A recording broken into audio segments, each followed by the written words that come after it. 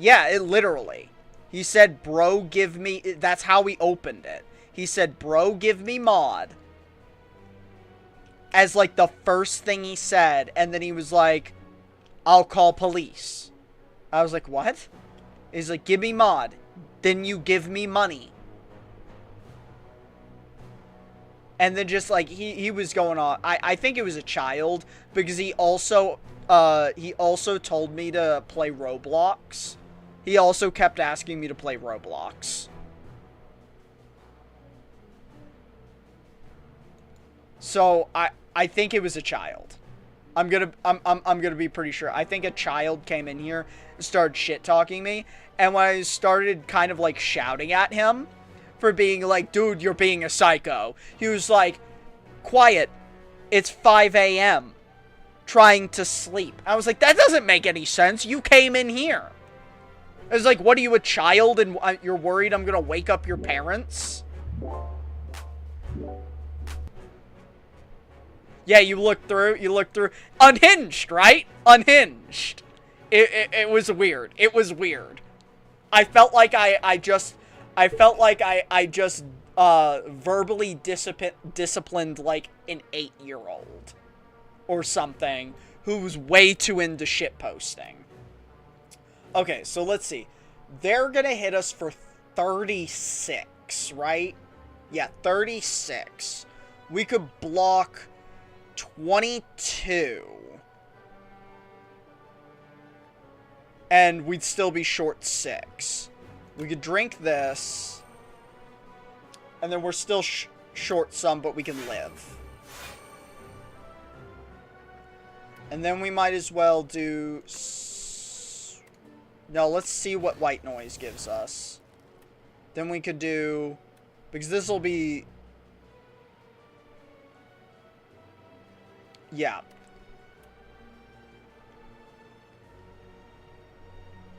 Better to get double loop, I think.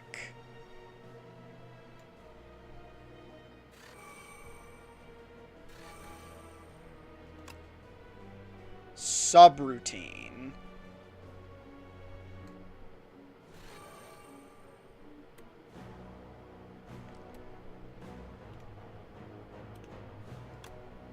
Glass spinner. And then this should trigger and then break, I think, right? Because spinner is at... Oh, it's at the start. Okay, so we'll still take some damage, but we'll live. We'll live.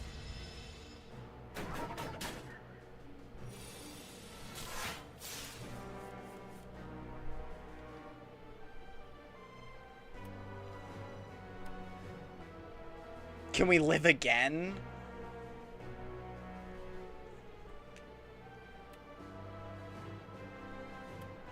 I don't think so.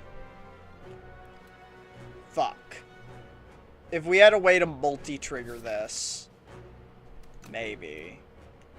If we activate the orb slot thing, it'll destroy 2 orb slots. But then, yeah, it won't matter. And this doesn't draw. We have nothing to draw, so we just fucking die. Damn it. Fuck. Our run ends here.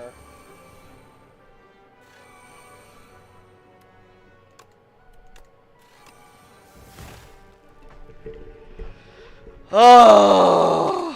There's nothing we could have even drawn that would have, like, except Discovery, and then Discovery giving us something stupid. There's nothing we could have even drawn. Yeah. Oh well.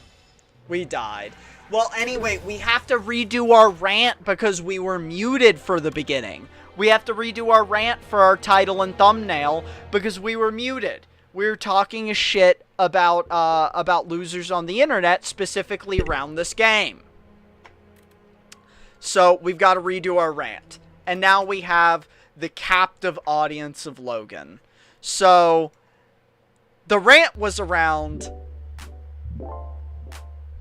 It does. I was the low IQ one all along. Now, granted, I just jumped straight into it, so I did not. And to defend my ineptitude,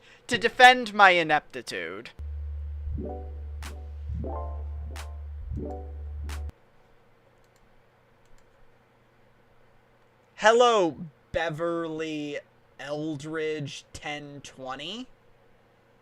How are you? But to defend my ineptitude, it should already work. There's no reason for OBS to deselect my microphone set, like my used microphone. I never change it. I have no other input device, so why would it? I am playing Slay the Spire, but we're taking a second to talk about drama around Slay the Spire that's incredibly stupid. So, you might notice that recent reviews for Slay the Spire are mostly negative. Never mind?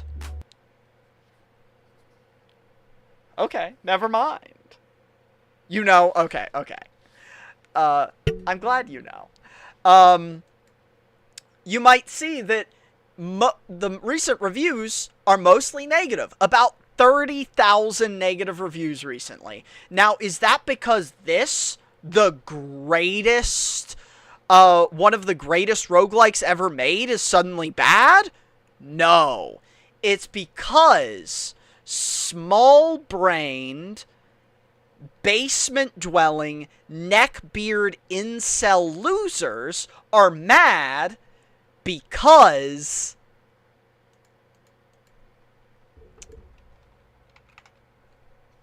they found out that Anita Sarkeesian, yeah, that is bad. They found out Anita Sarkeesian, a cultural critic who made a video people don't like because they don't understand cultural criticism and hate women, is featured in the credits for this game. That's why they're review bombing it. They're review bombing it because Anita Sarkeesian, someone who made a video 13 years ago, when I was still in high school, and people are still mad about it.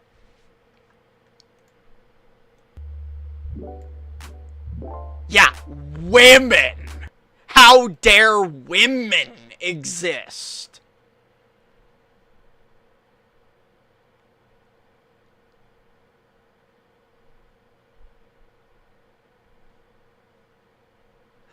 You thought negative reviews are Chinese players who don't have the ability to give feedback? No, this one is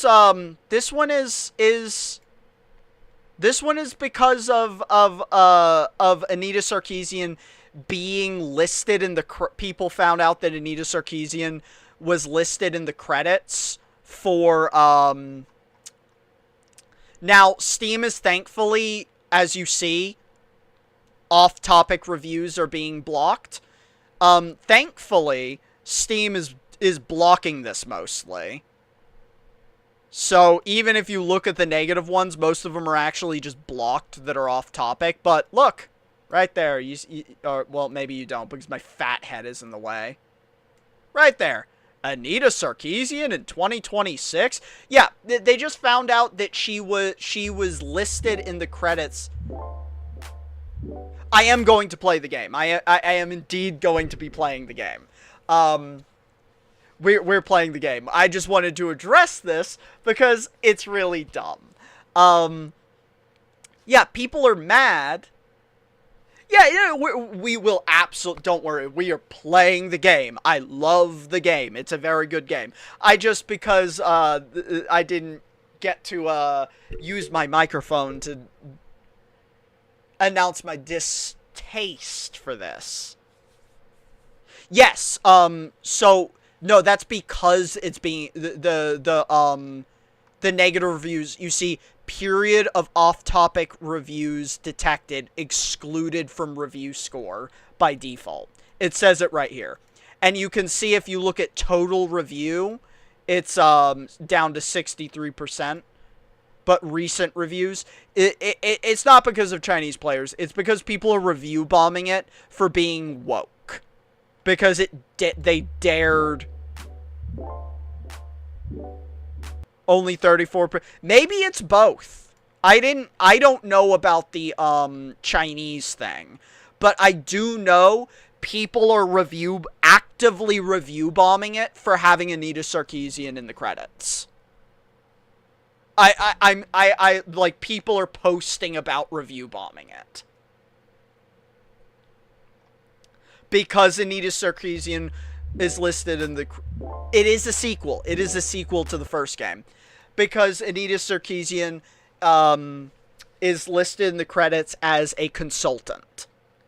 People are so mad that a woman dare have cultural critique of a video game from 13 years ago, that they're review bombing a game now because she's listed as a she's listed as a consultant in the credits. By the way, she's right. Like, if everyone loves to hate on these videos, but they're right. Like, cultural criticism does not mean things are bad. It's analyzing how they have been affected by culture and how they influence culture. And a critique is not saying something's bad. It's analyzing things that could be problematic or negative about something so that we can get better, so we can do better, so we can be better. That's why critique exists. And a lot of people that hate on Anita Sarkeesian to this day, they really at their core just hate women and just are mad that women have opinions. And they should really just grow up. Anita Sarkeesian hasn't been in the cultural zeitgeist for 13 years, and it's just sad that people are still mad at her for existing. It's just crazy. I was talking about that at the beginning, but we were muted. We're not gonna watch this because honestly, the only people that are really watching this nowadays, unfortunately, are just watching it to go, that's dumb. I don't agree with that. Why does she hate games? Missing the point. Yeah, and 13. Yeah, they're also 13. They're 13 years ago. This video is from 13 years ago, and she hasn't done anything that's gotten attention really since. People are just still mad. It's people that are like in their 30s and 40s who can't grow up. This is people attacking a game, a great game, for wanting to have a feminist introspective eye look at the game so that they can maybe play off of tropes and, you know, divert expectations. Because that's what you're supposed to do. Like, you can use tropes because tropes inherently are something that people expect, and then you can sue. It is cruel. It's cruel, and it's childish, and it's pathetic. The people that are doing this are cruel, childish, and pathetic, and they really need to crawl out of their basements. They need to touch grass. And maybe afterwards they can actually watch Anita Sarkeesian's videos without hating them and learn from them. Because honestly, Anita Sarkeesian's videos are good. They're good. No one seems to want to admit this, but they're good. They're cultural critique that we don't get often enough in games. And I feel like she got so much hate for making the videos that a lot of people to this day are afraid to culturally critique games. Especially women. Yeah, I would think you're completely correct, Beverly. They probably have not touched grass in 17 years. And have probably never known the touch of a woman. Ooh. That could be good.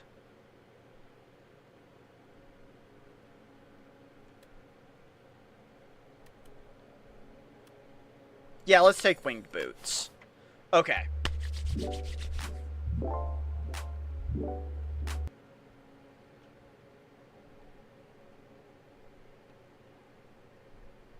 That's interesting, Logan. You know what? That's to be somewhat expected, though, because the weird neckbeards online, they are a loud group, but thankfully they're a small group.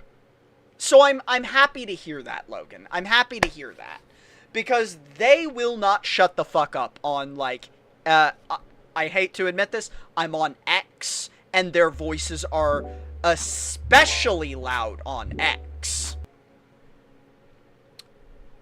Holding up.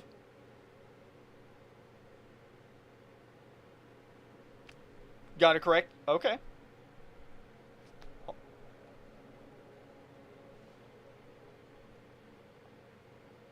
I am on Blue Sky. I am on Blue Sky.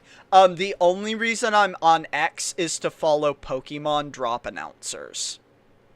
And this just started flooding my feed recently without my consent. I did not want it to happen. I did not want to see it, and it made me mad. So I had to react to it. But yes, I did not know about this Chinese, like, outcry thing. That's interesting. If you have any posts or articles for that, I would love to see it and read it. Because I mostly saw that people were,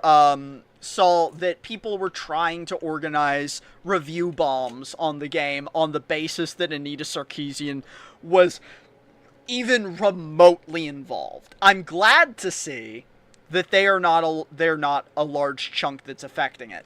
I am interested and confused that Chinese players are review bombing it.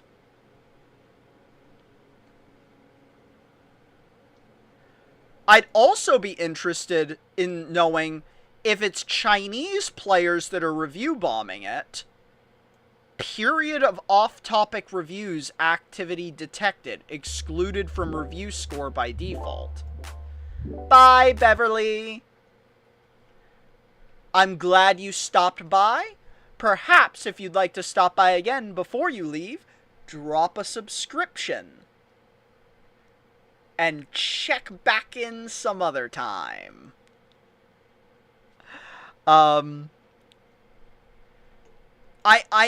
Because Steam seems to be detecting it, because I'm assuming off-topic reviews would not be Chinese reviews based on balance, though, right, Logan?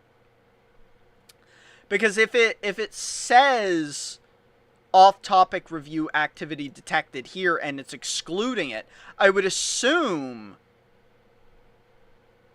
that Steam still has detected it. Because I would assume balance reviews, even from another language, are not off-topic.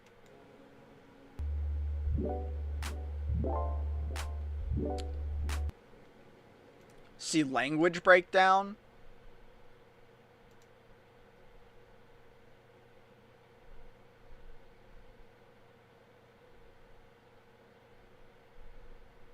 Wow.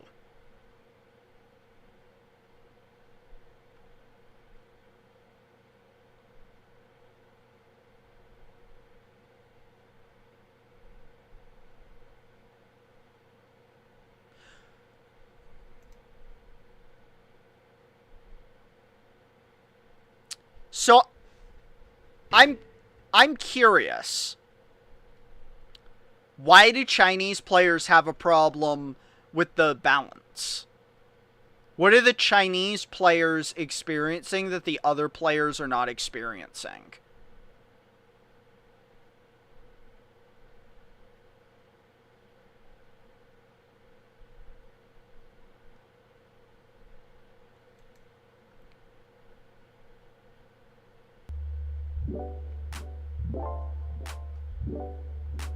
Feedback option inside the game doesn't work in China.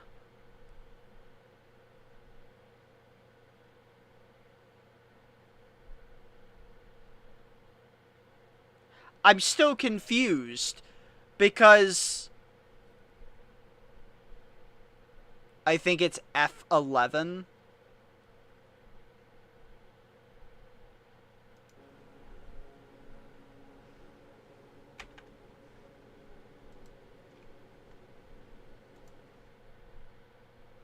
What do you mean it's F11?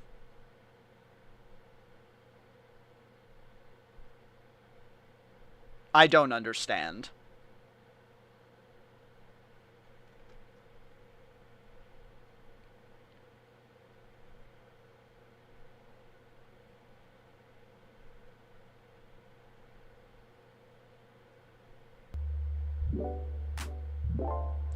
Oh, I see.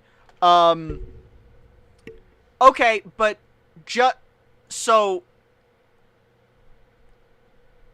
they're just using the review system to give feedback? I'm still confused because I don't think the game is nearly unbalanced enough that I would expect this volume of feedback.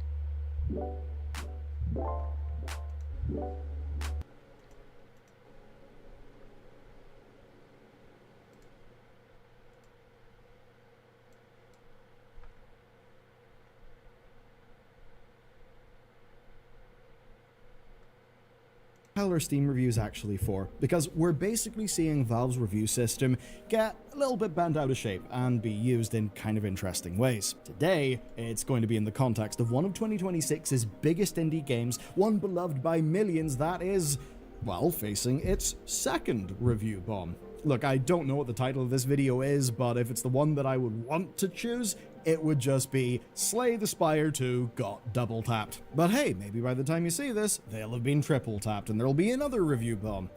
It is interesting though. So, Slay the Spire 2 is an indie darling that some people are very, very mad at. I mean, just look at the graphs.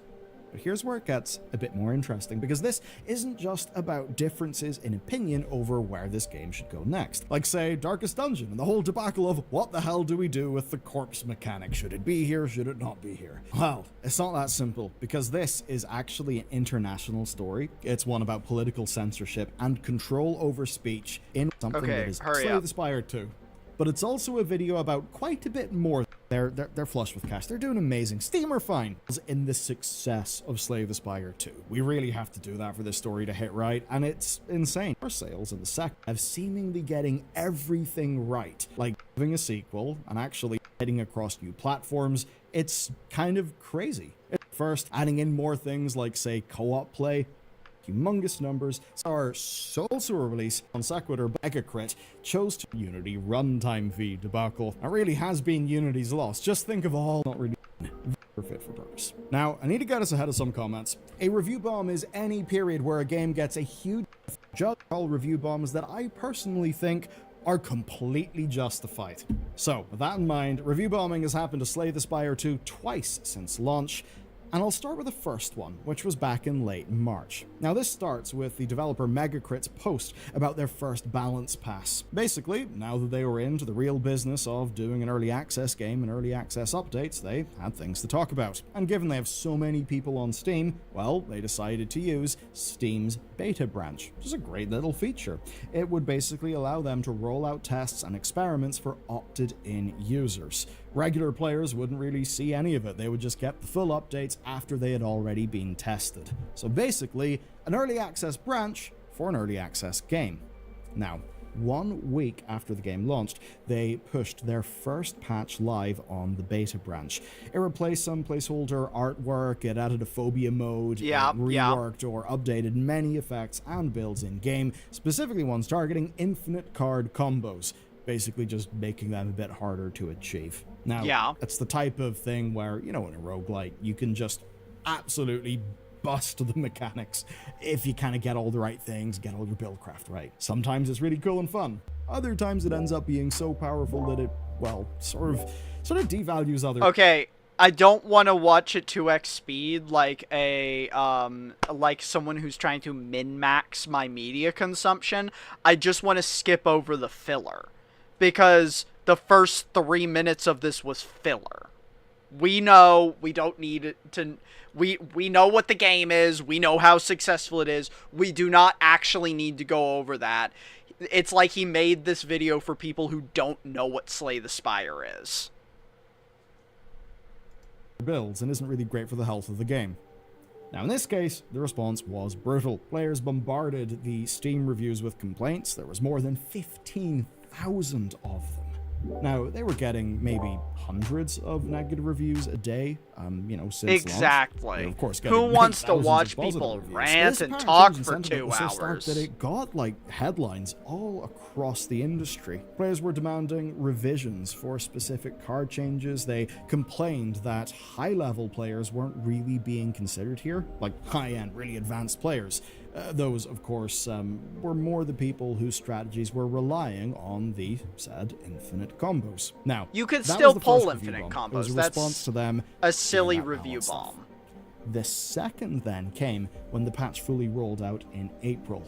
And wow, things got worse. As of the time of writing, Slay the Spire 2 has got more than 17,000 negative reviews. It's dropped its recents to 58% positive, and overall it's at 68% positive.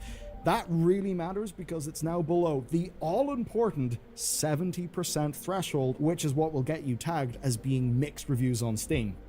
If you're a dev, you really don't want to be seen as mixed. I mean, who goes to a game on Steam, sees mixed and thinks, oh shit, I need to buy that now.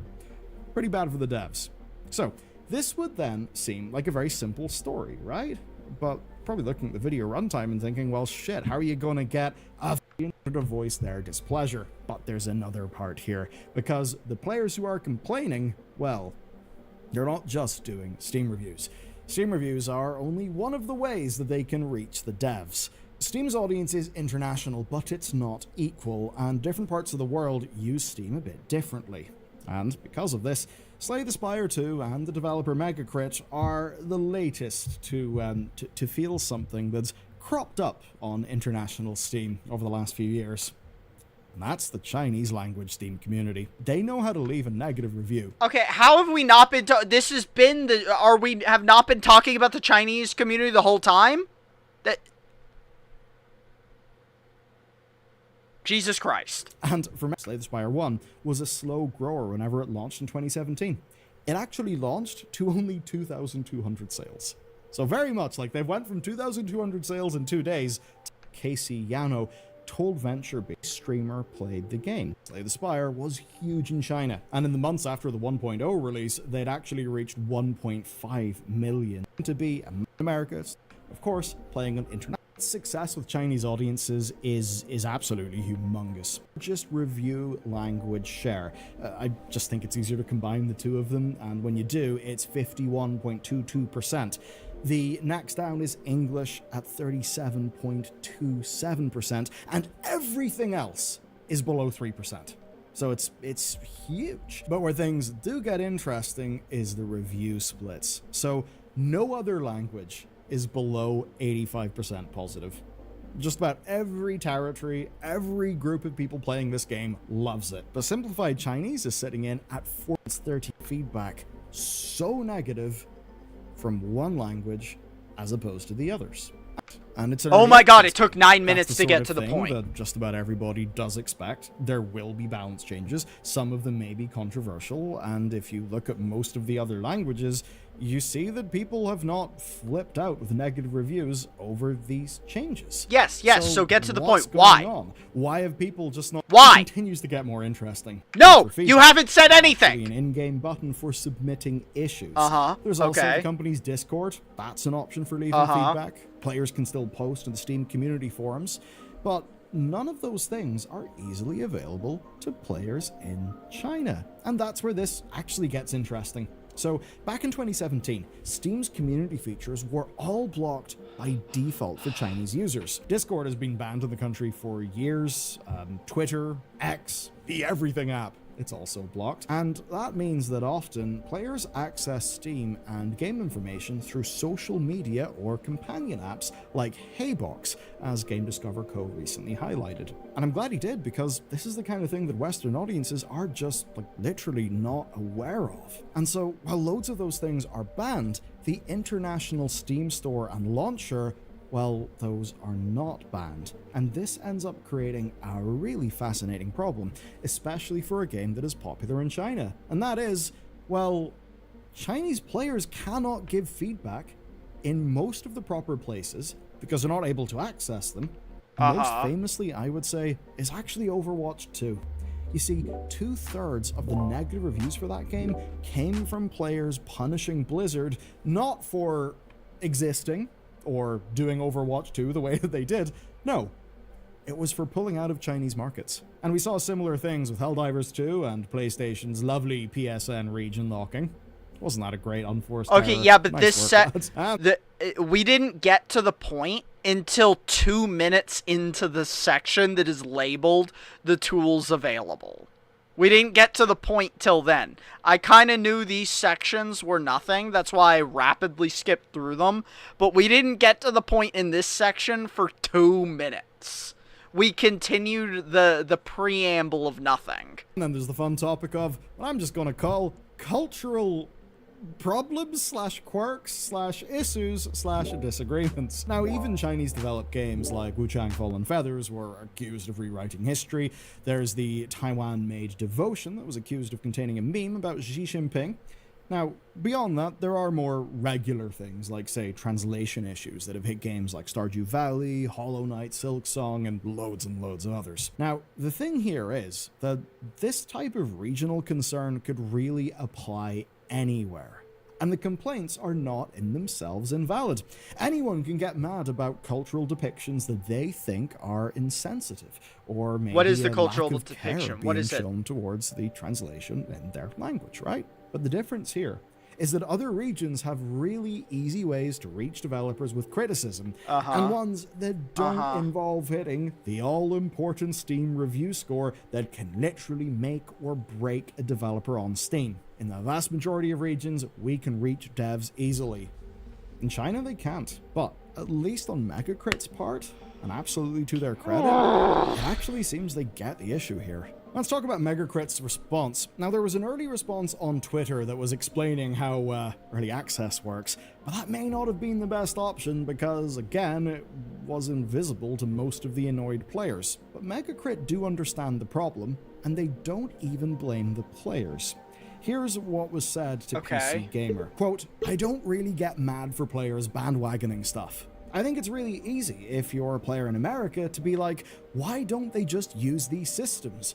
I don't really feel that I way. wasn't thinking It's that. unfortunate that they feel the only way to be heard is through Steam reviews."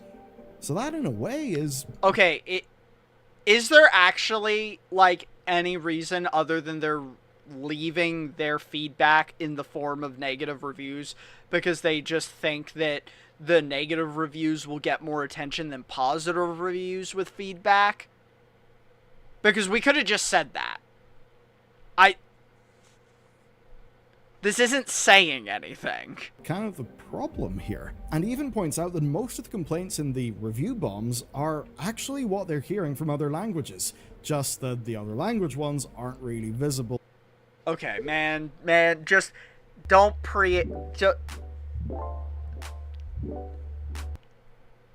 Okay, I guess he needed to milk 18 minutes out of a tweet. Like this could have been one sentence.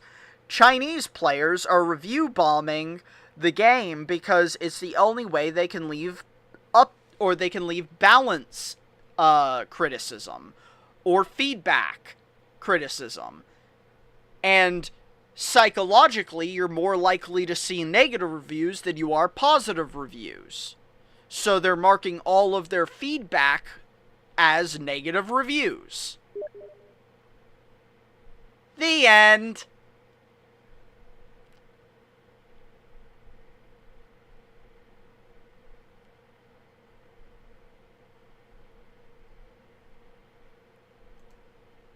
It's just... Okay, yeah. So that definitely explains that. I would say, though, clearly there's also... there is also a English language review bomb happening. It's just the game is blocking it. We could see that the game... or that Steam is blocking it. Period of off-topic review activity detected, excluded from review score.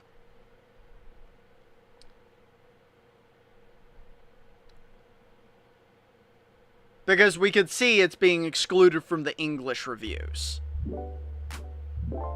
Yeah, good for Steam. I'm glad they've done this.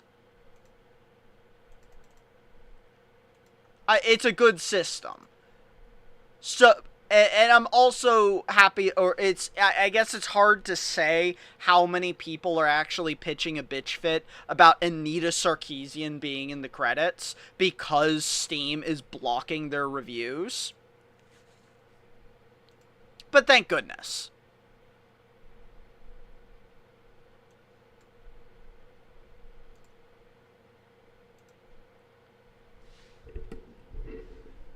Hello! Who goes demons? Who goes there? It's Loki. It's hello. Loki! It's Loki. It sure is. We can move over to the other Discord so we're not all crowded up in here. I can I'm move just over to chilling. the gaming tab. To the gaming. While we're Gaming. While you're gaming. While I'm gaming. Gaming. Oh. Gay gaming. It's only boys, so maybe it's gaming. Hey, we're wearing socks. It's not gay. Definitely not gay. Oh. Alright, we're in the gaming. Gaming. Gay. Ming.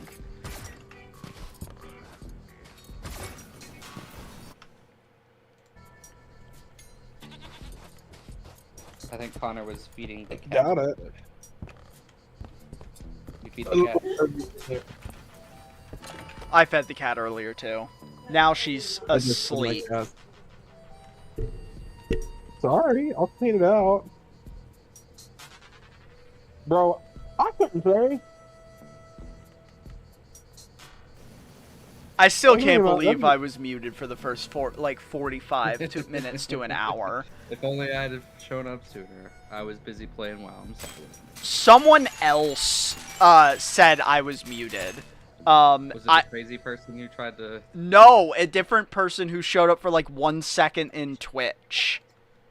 Oh. That was nice of him. Yeah, and then they dipped out the moment I unmuted. Did you finish the Dr. Sparks questline in the desert, Loki? I did. I have all of the Dr. Sparks done. Okay, so we need to do the auto one in the canyon now. Yeah, Menace of the Truth showed up, said, "Hi, bro. What game is this? You're muted." I'm surprised people don't recognize Slay the Spire. For Like what? the number of bits played Yeah. game on Steam. Yeah. I'm surprised too, honestly. Uh-huh.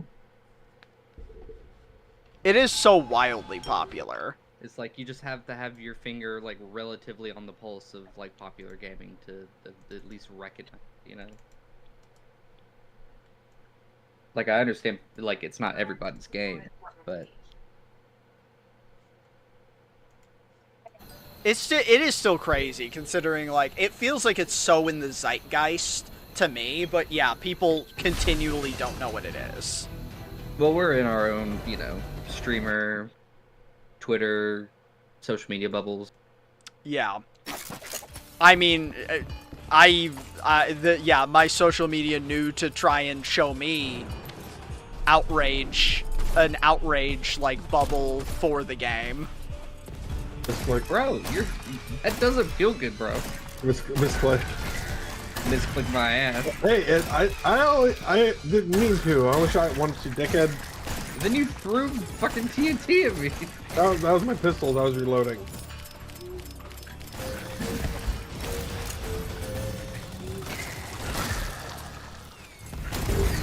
Oh, you have like fucking The dual exploding revolvers. pistols when you reload them? That's funny. Dual revolvers explode when you reload. Yeah, they like throw them. It's like the Borderlands guns that blow up when you reload them. Mm-hmm. I think we need to go the other way to get to it. Woo! By the way, the map looks.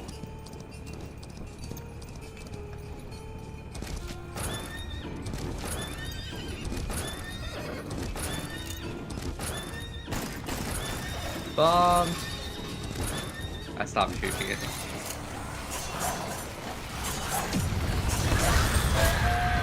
I like the columns.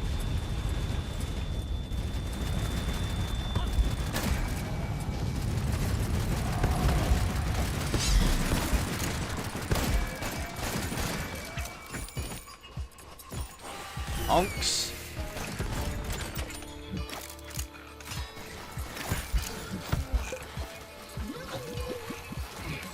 I never see the snakes coming. You never see the what? The snakes coming. Oh, me neither. They're hard. I feel like I've shot like maybe like 3 snakes and gotten attacked by dozens. I feel like they should make them like 7 times larger, like just comically large.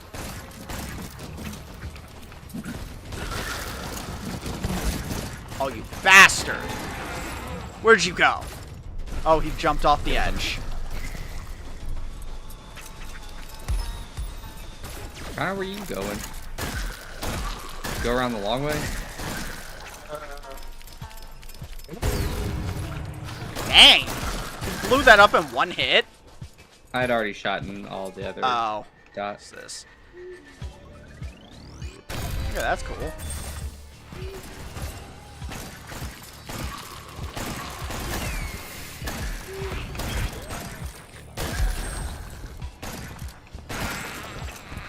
Stop hiding behind the portal, you punks.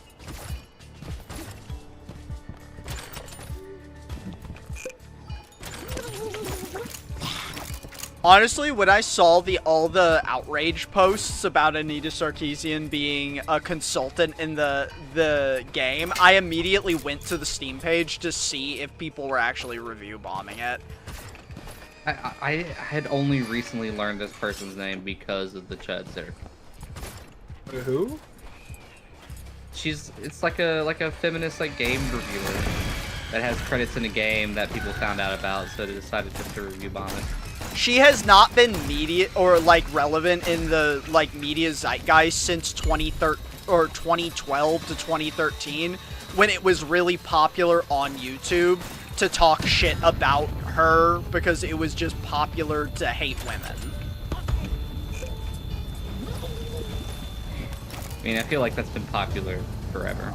I mean, it has unfortunately been popular forever, but it was popping off algorithmically in like 2012, 2013, where people would like intentionally misunderstand her cultural critiques just to shit on her, and then like pretend to not understand what B-roll is and be like, she's not even a real gamer, the controller wasn't on in her B-roll, she doesn't even actually play video games.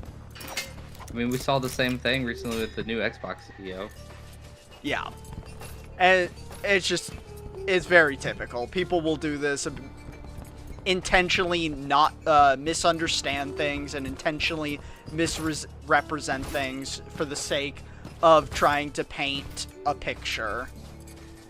That fits Load their with nitro. own bigotry. Yeah, what? Oh, okay. I was like, you found it. So these nitro factories will pop up, and we got to get nitro out of them. Ah.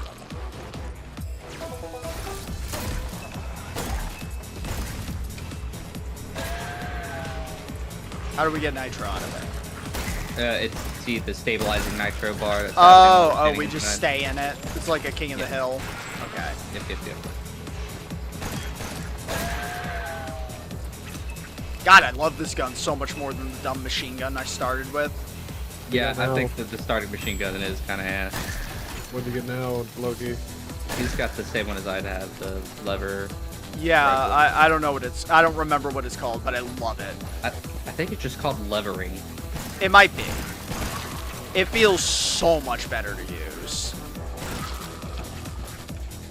Yeah, because bullets do like 5 times the damage. Yeah, there was honestly like no reason to actually aim with the other gun too. Was kind of the thing I didn't like, because it didn't shoot accurately no matter what you do. So it was better just to like spray and pray. Where this one has pinpoint accuracy the entire time. Yeah, so I feel rewarded for aiming down sight and stuff.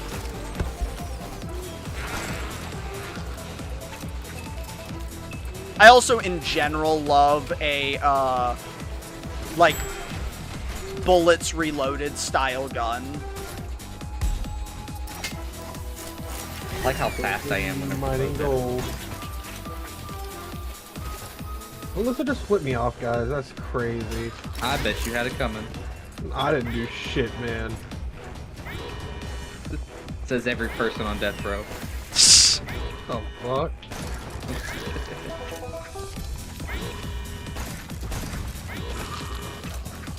Oh! Bro, you're almost dead, Connor. You good over there? Yeah, I'm good. Not even close, baby. Alright, donkey. You know, I have not watched a donkey video since probably, like, talking about 2012. Since probably 2012. since he got kicked out of league or whatever. Well, since he made his I'm not getting preferential treatment by Riot Games, boo-hoo, I'm not making league content anymore because Since of the it. 19-year-old kid had a fit. Yeah. Even as, like, a 17-year-old, I was like, that's pretty pathetic. Luke Goblin, Luke Goblin, Luke Goblin. Got him. Got him. There's a weapon fragment over here by the objective. Boomerang! Coming. That's so lucky that he just ran up on us. But yeah, no, I haven't watched any of his videos since then because I was just like, I don't really want to consume content I'll be right from there in the golden someone vein, that's okay? that petulant and childish. Bring out Logan. Well, you realize people change after 15 years. Yeah, I know. It's just like I never was that into it in the first You don't place. give them the second chance. I would, you know what, I'd watch it. It's just one's never come across my feed, and I've never had anyone be like, you gotta watch this donkey video since then. So there's just never been an avenue where I'm like, I'm gonna watch a donkey video.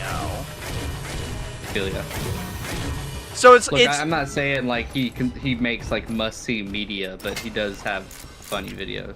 yeah, it's not really been that intentional. Like, I intentionally didn't watch him for maybe like a year or two, and then I just forgot he existed. He was like the biggest League of Legends content creator for a while there.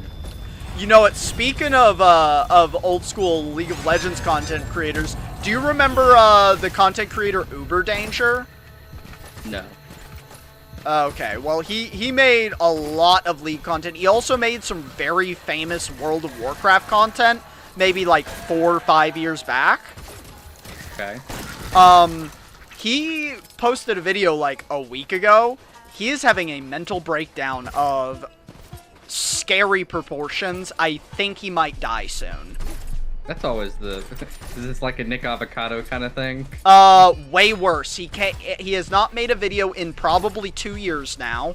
After having what I think was the #1 video in gaming, like multiple times over, back when WoW Classic was first came back out. Sure. He like had the most popular WoW video every time he dropped a WoW video for a while, and then he just dropped off the face of the planet. Has showed back up, and he's made some kind of like manifesto post where he said he's been remember me dosing himself with LSA from Woodrow seeds, and then trying to counteract the vasodilation by taking high doses of THC. And I recognize some of those words. Yeah, and LSA is like a short chain form of LSD. So he's basically just been microdosing hallucinogenics with THC, because okay, so LSA is normally normally extracted from the Hawaiian Woodrow seed or goldenrod seeds. Now both of these seeds are also contain alkaloids and ergotics. I think that's how you say that word, which are vasodilators. So they or vasoconstrictors. Yeah, vasoconstrictors. Yeah. So they reduce blood flow. This can be to a dangerous degree, honestly. Especially if you're mixing it with THC, that also increases your heart rate. Yes, and increases blood pressure. So the scary thing there is he is using THC to counteract the vasoconstriction, because I guess him being someone who probably doesn't have much education since he blew up when he was 16 on the internet, I'm going to just assume he probably didn't continue education much past that. I guess decided that was a good idea, so he's spiking his blood pressure while having constricted veins. And I think he's induced a schizophrenic episode, because as we know, THC can trigger schizophrenia in people early, if they are already predisposed for schizophrenia. As can hallucinogenics, which can worsen and trigger schizophrenia in people early. Speedrunning mental health issues. Yeah, he's basically pre-triggering underlying mental health conditions by just dosing himself with, which, if I am to believe his manifesto that he attached to his video, he is doing a lot of LSA and a lot of THC. Daily. Like, he's not doing this some of the time. He's doing this every single day, because he's doing it, as he says, to treat split personality disorder. Because he is claiming his YouTube persona and his real persona are different people, and he's trying to merge them so he can be a complete person again. Yeah, that is crazy talk. By the book. It gets worse. He's saying one of the reasons he had to stop doing, or he stopped doing YouTube, is because the shadow government was controlling his speech. The Illuminati, if you will.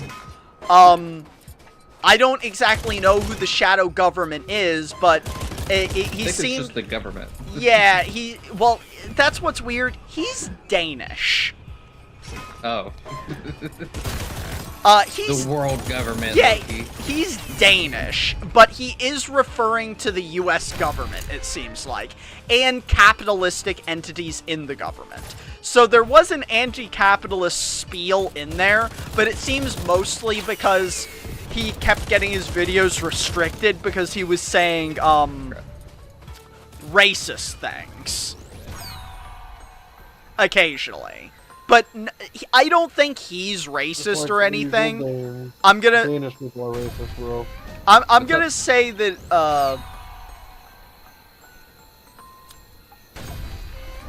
I don't think he is racist. I think he was just...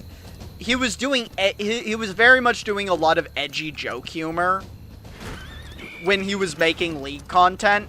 he didn't really keep it up, but he did have some long-standing restrictions on his YouTube account, which limited his degree of monetization. So even when he blew the fuck up making WoW content, he pretty kind of famously wasn't making a lot of money off of it. Because he had, like, permanent YouTube restrictions for making edgy content when he was 16 and 17.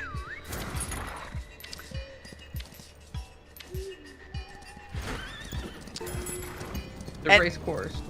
And I do not believe, like I said, I do not believe for a second that he himself is actually racist or even, like, problematic in any way. He just made some kind of dumb jokes that we all would have made when we were 16. I never said edgy jokes. Yeah, Besides all the dead baby. I think most Danish people are just racist, bro. I haven't interacted with enough Danish people to make that assertion. Guy in my Telcom server, he's Danish and he is uber racist.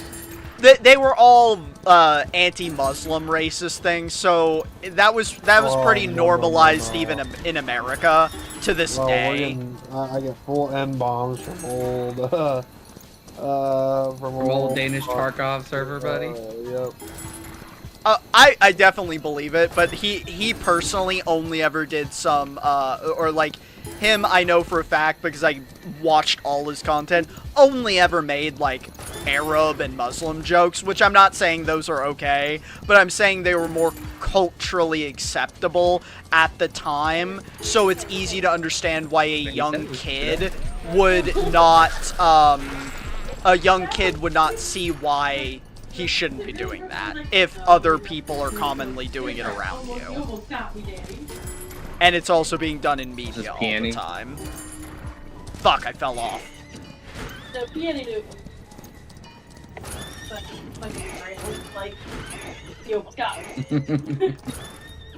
He also, even in his schizophrenic episode in this, was not justifying the racist things. He even said they were bad and wrong. Even in his schizophrenic episode.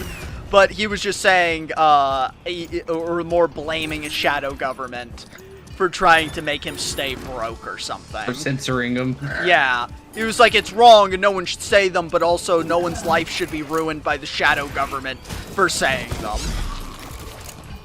Was kind of what the vibe was. Fuck. Shit ton of rings it wants us to run through. This is literally like a whole circumnavigation. Yeah, I can't believe we're still running through rings. I keep falling, too. I think Connor just gave up. Well, I'm going. Okay. Rings. Are the rings showing up for y'all too, or is it just me? I'm still running through them, yeah. I got 20 left. I don't even... we share ring progress. I see. Oh, really?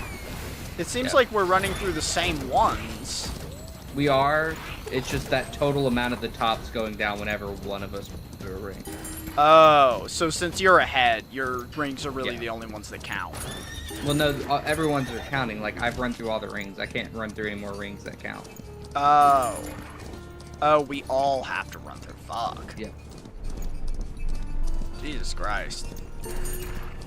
Oh, What did you say this guy's name was? Uber something? Uber Danger.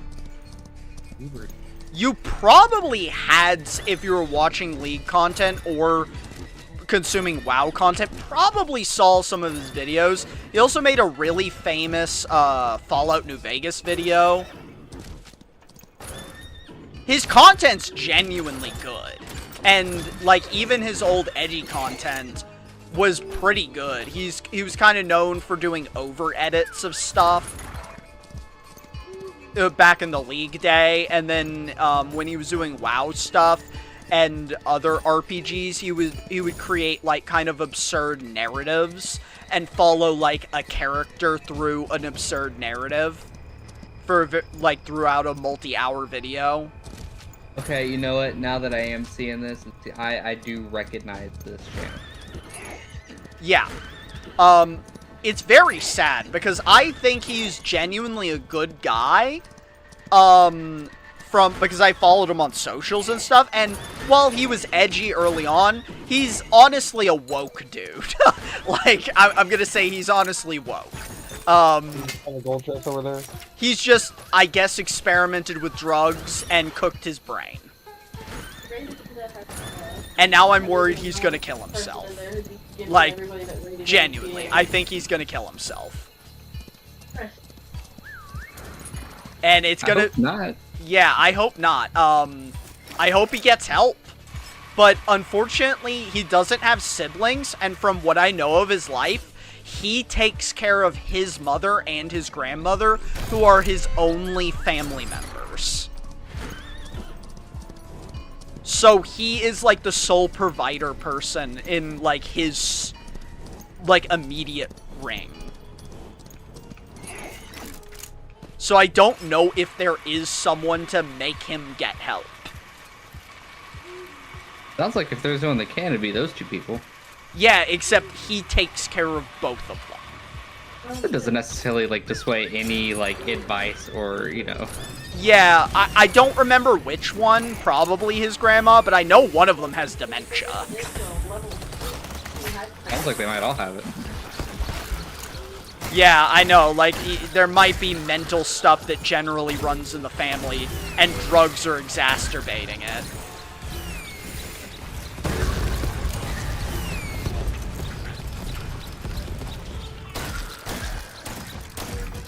Ooh, it's the Morse code minigame. Have you seen this one, Loki? I have not.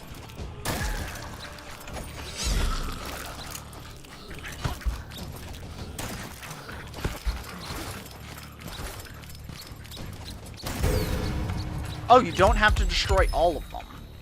Yeah, I think it's only like 80%. Interesting. Extra movement speed while shooting.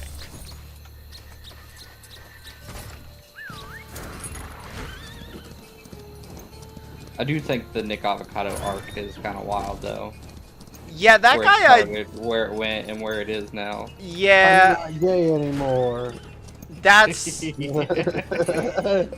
I continually family. think, is he just, like, trying to do, like, Mac from It's Always Sunny, but in real life?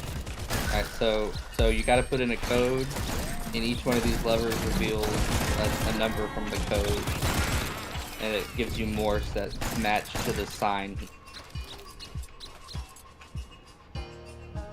So if you pull this lever,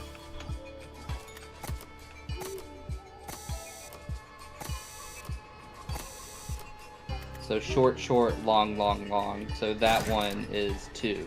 Okay, I was about to say, wait, I don't think I understand Morse code. Long, long, long, long, long. So all long. So it's 0? Yep.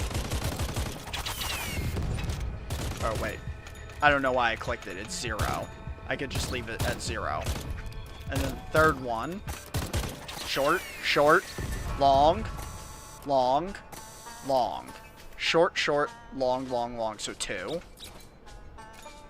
I bet that Long, long, short, short, short. I bet that guy on YouTube who was obsessed with all the old-timey technology stuff would like this game. Yeah, that's an alright one. What we got? Dr. Parkenstein? Yes. But no, like, Nick Avocado, I'm pretty sure, just watches It's Always Sunny, and his favorite character is Mac, and he just wants to do Mac. He's just doing the bit. I don't know. I want to believe it's a bit, but I also have a hard time believing it. I'm just saying, like, he did the get fat, then get skinny. He's doing the gay... Yeah. He's doing the get back in the closet thing. Like, he's just doing Mac. He's just role-playing Mac from It's Always Sunny. I'm pretty sure we were at your dad's house the first time I saw Always Sunny in Philadelphia. And I had no context for what kind of show it was, and I was very confused to what was going on. That's probably true, because the first time I saw it was via a, because he had it on, like, DVD. Yeah. It was just playing in the living room while we were like sleeping on the floor. Yeah, yeah, he just had it on DVD. And that's the first time I ever saw it. It is, to this day, one of my favorite shows of all time. It's so good. I think it more than almost any other show I've ever seen has the, at least in the comedy genre, has the highest volume of episodes that I think are just insanely quality. Yeah, they just do absurdist humor really well.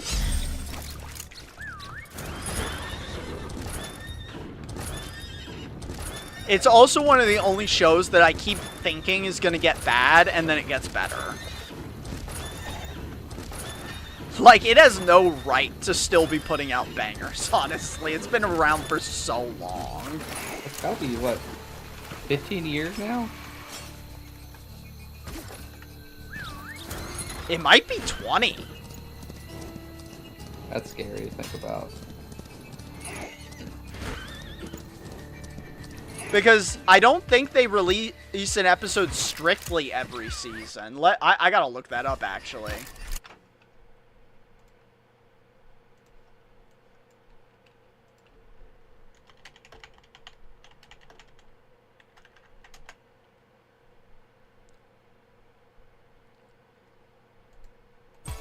Oh my god.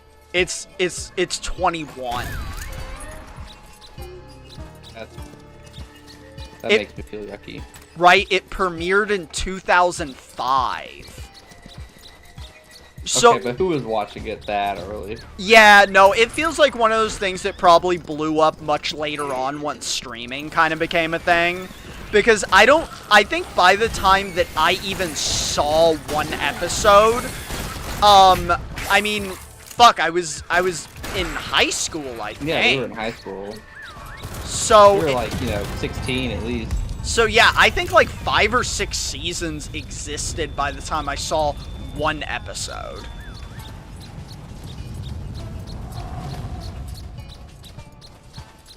And now we're on like, I don't know, I don't even remember what season we're on, but it's in the teens. It's my monster condom from my Magnum dog.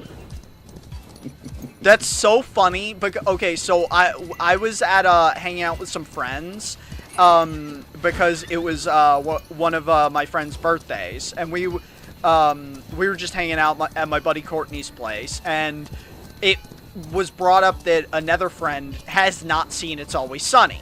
So we started just playing in the living room our favorite episodes, and the first one that was brought up. Okay, I activated a negative modifier. Dust Devils now spawn. Did you get a bad wish in the well? I did.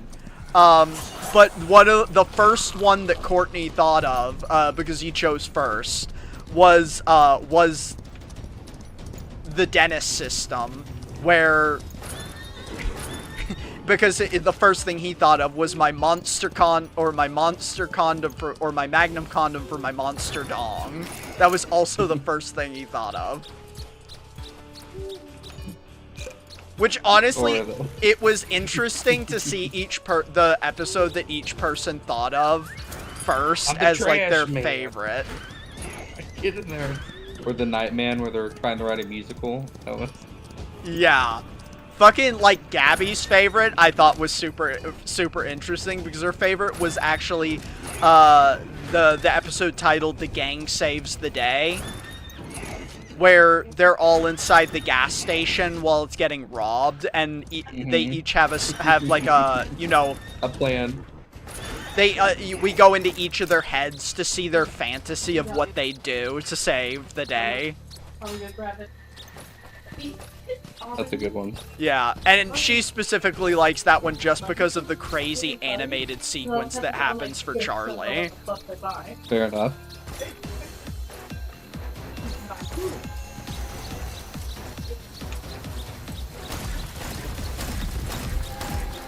I think one I often think of, it's not the one I brought up, but one I normally think of because it's a classic, is the gang solves the gas crisis. You have to drop me around that one. It's the one where they go to the gas station and just start buying oil from the gas from the gas station to then sell it, and then they end up committing acts of terrorism. And then they go to the bank to try and like get a loan to buy gas. Oh yeah, okay, I remember that scene. Yeah, and it ends with the episode ends with Charlie cutting the brake line in their van that's full of the gas while they're driving, and then just saying, "Wild card, bitches!" and jumping out of the car while they careen towards a wall.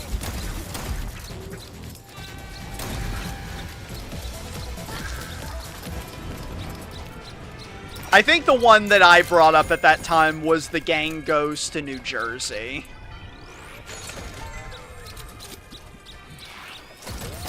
Because that one's also a classic. I need to rewatch the show. It's been a while, and I'm not up to date. I'm like 4 or 5 years behind. Honestly, you've got some of the best episodes because I think most of my favorite episodes are in the most recent 5 seasons. I think my favorite episode of all time is, I don't remember the name of the episode completely, but I think it's titled The Gang Goes Skiing.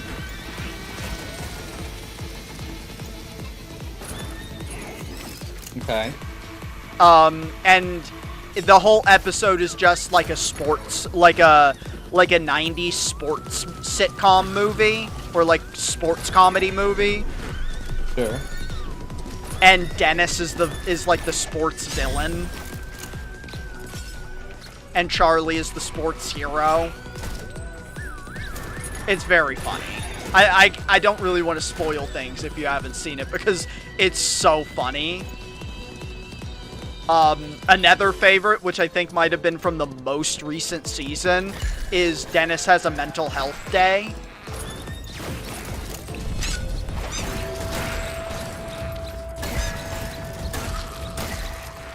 Which is just Dennis, a Dennis-only episode where he goes to have a mental health day. Does everything that makes him happy? Yes, except kind of the joke is that everything is happening is stuff that actually stresses him out. Because he can't seem to get away from the things that are stressing him out. You know, it'd be like that sometimes. Oh, I created the fire tornado.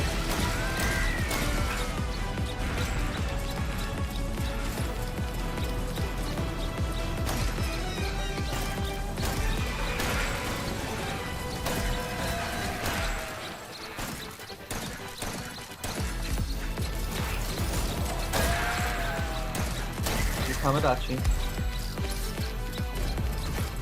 Gabby still playing Tamagotchi Life? Oh, yeah. Is that all she's been playing recently? Actually, she's been playing the fuck out of Genshin Impact lately. Oh no, she's been gotcha'd. She's a longtime Genshin player, but she, apparently there was some big patch that happened or update, and she got pulled back in. She hasn't played in like 6 months or something. She pretty much only plays when new updates happen, and then she plays the shit out of it. How many hours do you think she's gotten Genshin total? No idea, but it's probably a few hundred. Brain time. Oh, yeah. I did not notice. I was completely, totally goblin-brained there.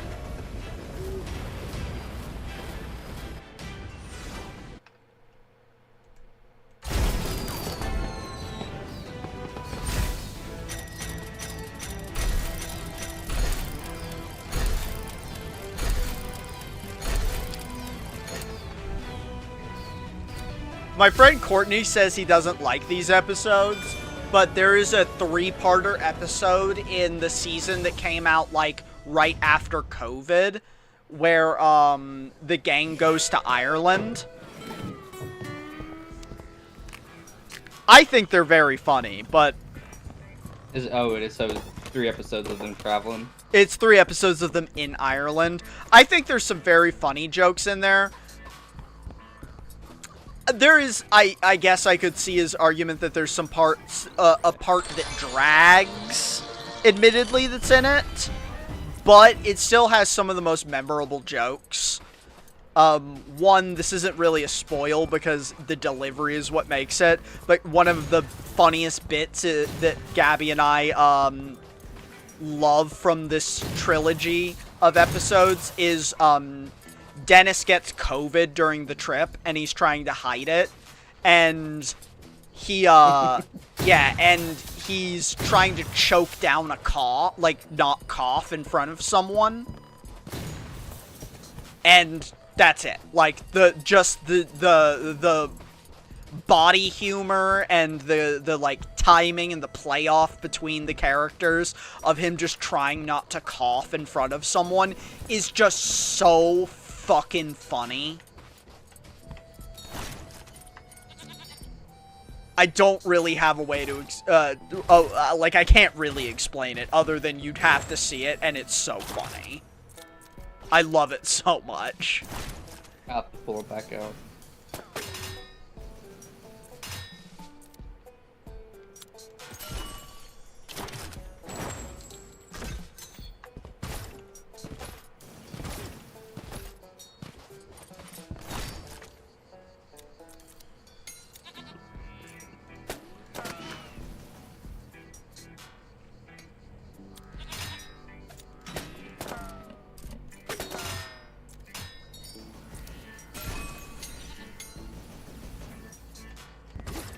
Okay, we got some jump height and speed. I feel like those are the best ones. Yeah, I kind of immediately was like, I want those more than other things.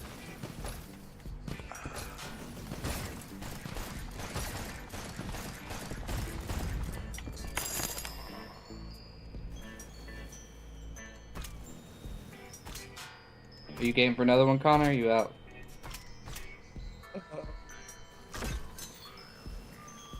You with us, buddy?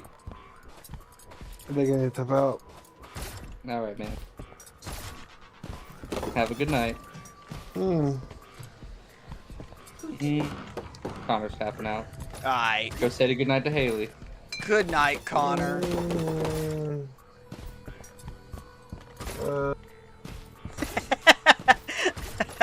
Hang on a second. Oh, I need one more crate. Wait, I can buy. Bro totally just fell asleep at his desk right there. No, I didn't. Baloney. You were sitting there in the saloon for like 5 minutes.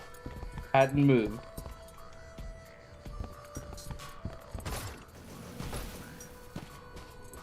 Ooh, we can check the skins. You might be able to gaslight Alyssa. You ain't gaslight me.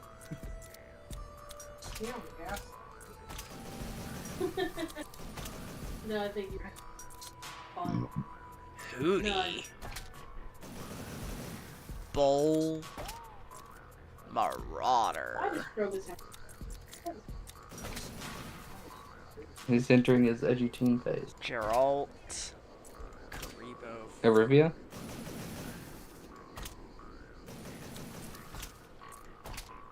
I need to wait more people that are in my life for in this game, because Arwen gets so much joy out of Connor and Lulu in Tamagotchi. She eats that shit up. Have a good night, brother. Oh, I think I want this person with the little mustache.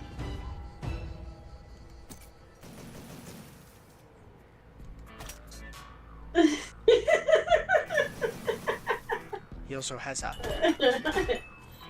He also has a hat I like. Did he make sure you knew he was kidding? He's funny. Had a partner. That makes less sense. Is a boy his left.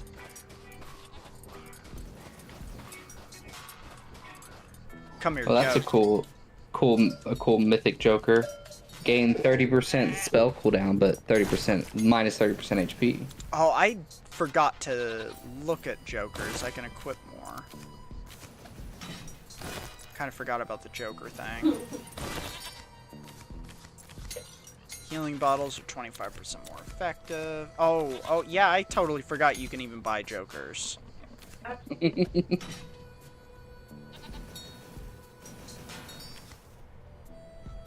10% more movement speed? That could be good. Ammo pickups are disabled, but you gain 10% of max ammo every 12 seconds. Oh. That might be really good, actually.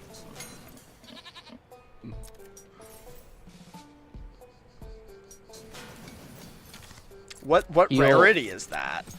These are the myths. Heal half an HP per second for 20 seconds. So heal 10 HP after being hit. Killing an enemy shortens all ongoing spell cooldowns by 1%. Can I use mythics? I can use mythics. I'm not sure what level they unlock. You might be able to. Yeah, it looks like I can. I got one that was just one extra jump.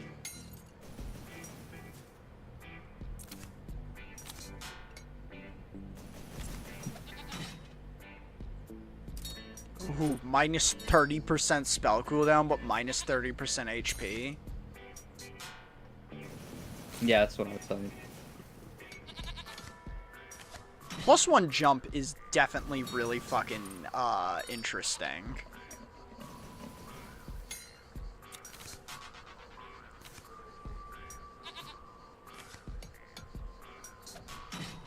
I don't see the one for that you said for the ammo.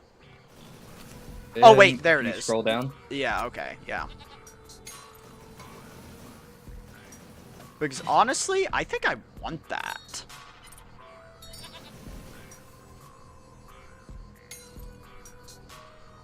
Yeah, Oh no, I think I dump my magazine very often, especially when like fighting a boss, and I don't want to have to wait around to like shoot it again. But I can swap weapons. Yeah, and you could dump that too, but I mean it'd still be, because what's that? You get every 12 seconds you get 10%, so It'd be like 10 bullets on my primary. 240 seconds to get max ammunition, so what? So it takes 4 minutes to get max ammo back.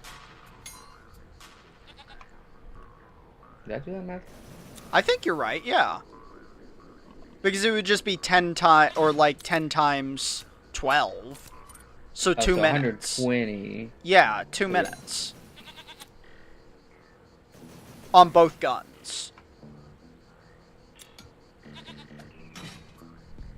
I think that sounds good. I'm gonna try. Oh, I need. Oh, it's souls, not money? Yes. No, I gambled all my souls. Yes, this is what your souls are used to buy. It's not just Gamba. Well, hey, if... You can't get duplicate jokers, right? You can have more than one of the same Joker. Really? Mm-hmm. But there's a max of each Joker, isn't there? There is a max. So I could only... Well, maybe. Yeah.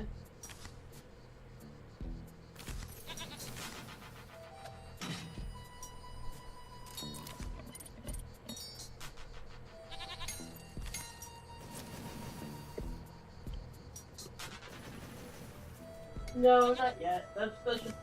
I'll do this.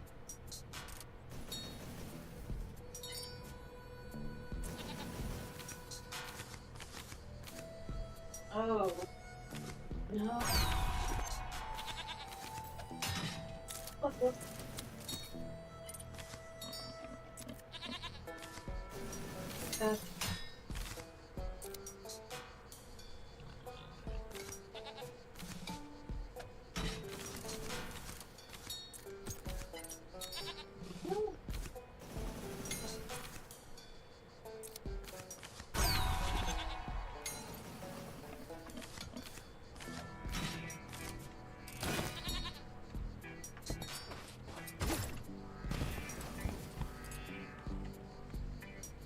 Charlie and Bad Boy.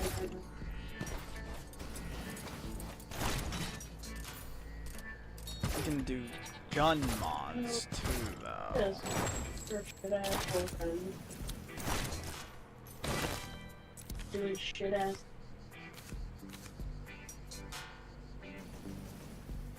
I don't even know. I don't even know. 5% chance to spawn a pig on impact, shoot them to make them explode? What? Spawn who now? What? It's a gun augment. For 50 souls, 5% chance to spawn a pig on impact. Shoot them to make them explode. Yeah, I've seen that one.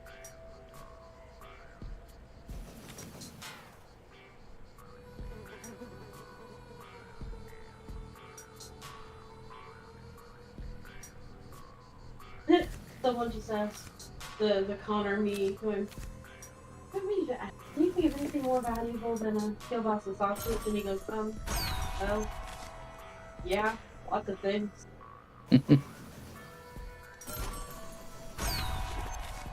Oh, and you're hanging out with Sabrina Carpenter. Don't do it. Oh, Sabrina Carpenter and Alyssa talking about Warhammer.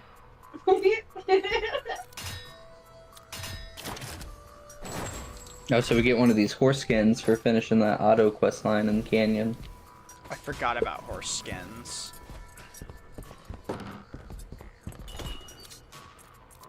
Mounts. Don't need to clean it or nothing.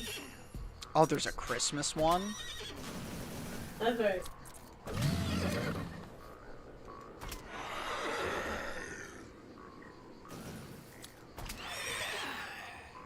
Okay, the skeleton one for 25,000 is pretty cool. You gotta want it.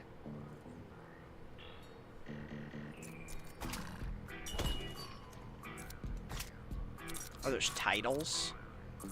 Yep, and emotes. Finger guns.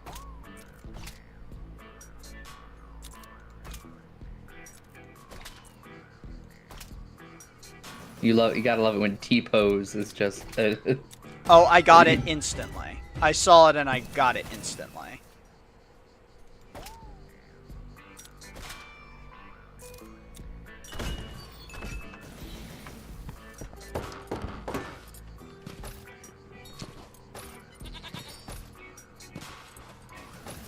Did I hear Sabrina Carpenter is talking about 40K? It's it's Haley's Tomodachi Island. Oh, okay. Logan's like, did I hear Sabrina Carpenter talking about 40K? I was like, why? You did hear that. Yeah, That was just okay. Like, I was just like, really? Why? yeah, she's talking to Connor about Warhammer. Oh, sorry, I'm talking to Alyssa about Warhammer, which is Connor's girlfriend. I am trying, some of my friends, because, almost all my friends here have or used to play, or like, have played 40K and are fans of 40K, and quite a few of them are trying to rope me into, picking up Trench Crusade. Don't they know your money sink is Pokemon cards right now? Well, you know, I am kind of interested. I did look at Trench Crusade, and it looks like it could be an excuse for me to get a 3D printer.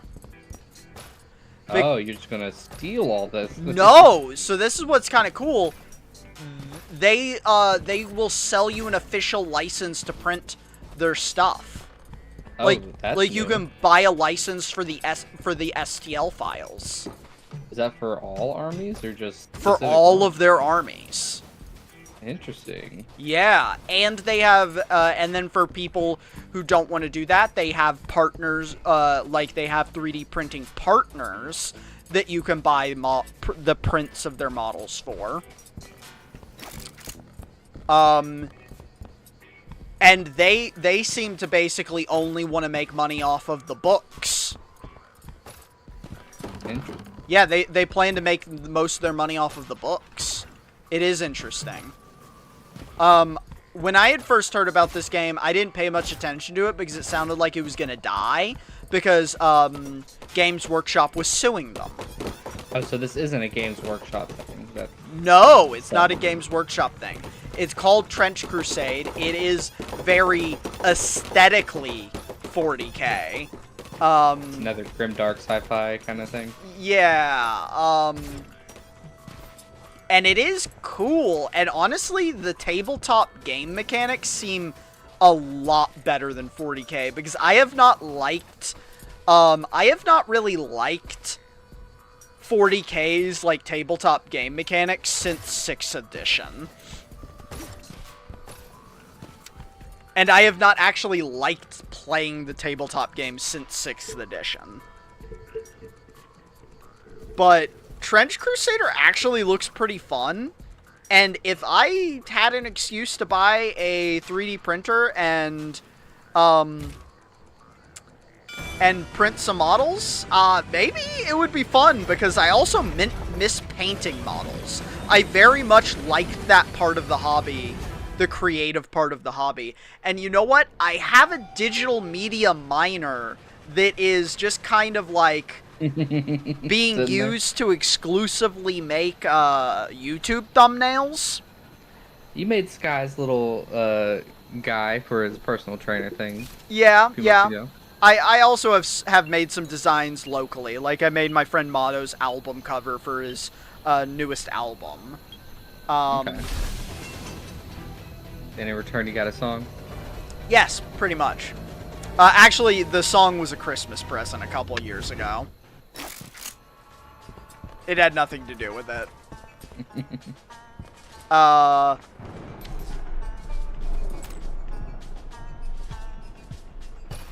And I've also made, like, stickers for some local businesses. But yeah, nothing major, really. Have you done anything for the bodega? Yeah, I have.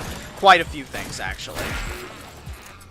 I've done some, because they didn't have digital copies of their, like, of their logo. Oh, I made a digital copy of the logo to be distributed to people for advertising display and stuff like that. Gotcha. Oh, what's this? It has the number 10 on it. I'm not sure. Oh, it went down when you shot it. There's another target. There's another target. Oh! There's another target. There's another. Good eye. There's like purple glowing things. Okay. Oh, oh, is that one? Yep. Yep. Two more. I see one. Oh, I see another one. It's open. What is this? Hawkeye's medallion. 1 of 4. Interesting. Okay. I guess they counted for me too, because okay. Yeah, we both got credit for it. I'm assuming we're gonna find more chests.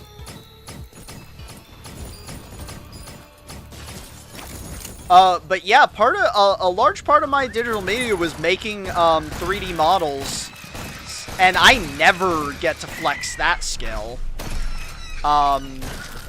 And I specifically also took art classes, separate from my digital media classes, that were specifically centered around making models for 3D printing. So if I've wanted an excuse to get a 3D printer so I can make 3D models to print for a while, and this might be a hobby that gives me an excuse. Especially because I could make models, and also I think they have like I think they're gonna maybe do like a public partnership thing where you could list and get paid for your models through official licensing. Pretty cool way to get some cash on the side. Yeah. I missed that. What was it? It was tire boot oil. Yeah.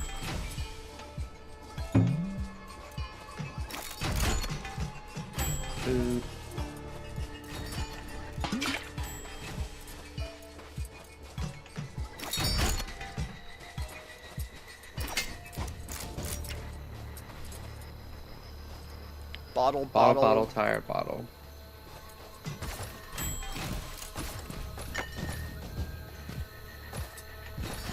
But yeah, a lot of the armies look pretty cool already. And your other friends already playing it, you said? Yeah, I've got 2 friends who have already ordered models. You gotta go first. Oh, okay. I thought you Bottle, had bottle. the bottle, not the...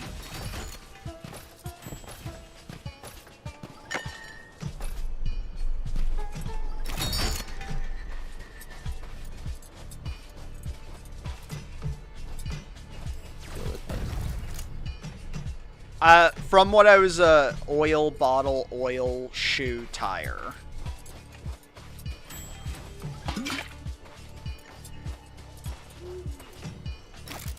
Oh, what the fuck, did I drop it?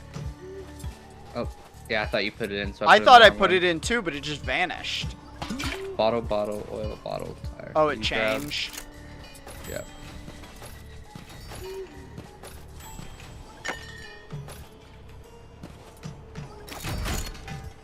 Oil, bottle again, And then tire. and then tire, yep.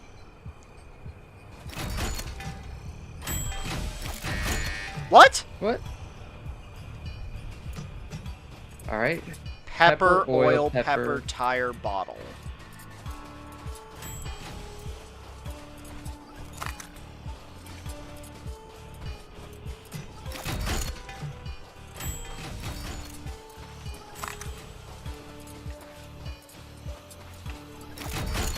Bottle, tire. No? What? Okay. Bottle, oil, boop, boop. I'm super positive we didn't fuck that up, but... Check the VOD. Oil, boop, boop.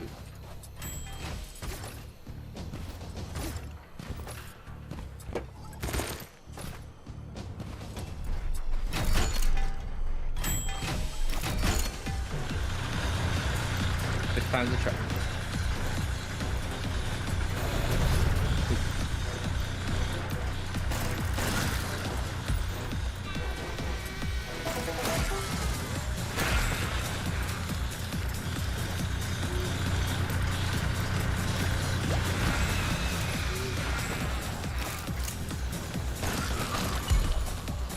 Okay, I threw that really far away by accident.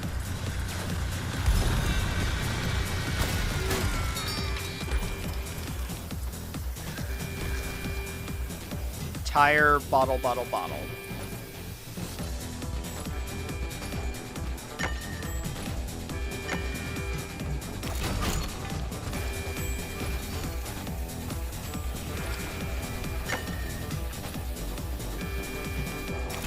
The army I was interested in right away were called the Tainted Grail, and honestly, they're basically just 40k Nurgle.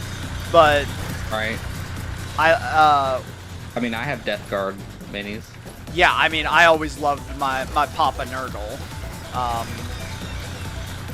But they seem pretty cool. Though I picked Death Guard minis, not knowing much about it, and it seems like they're one of the more challenging ones to paint.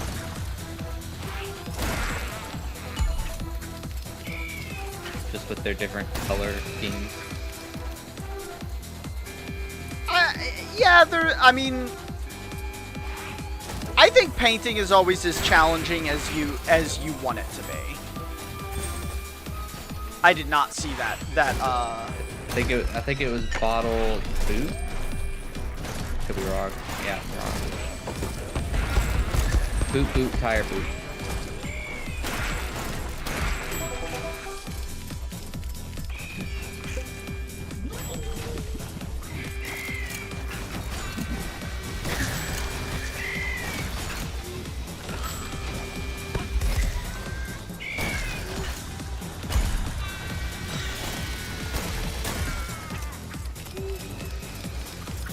Gas skeletons.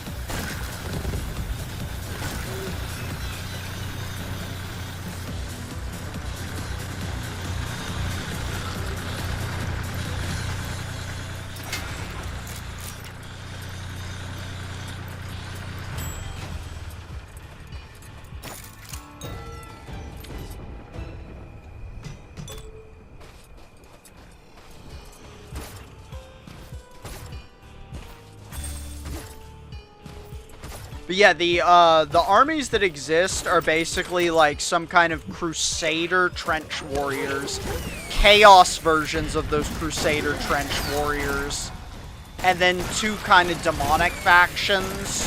One of them being the Tainted Grail, and then the Cult of the like Many-Headed Serpent or something. Okay. And then there are also just space Arabs. I don't really like. They're just like. What do they like? Hate women and love sand? Like. No, they're just like they have like turbans and scimitars and wear like medieval looking like medieval era Arab like stylized armor. They're very Byzantine in their styling.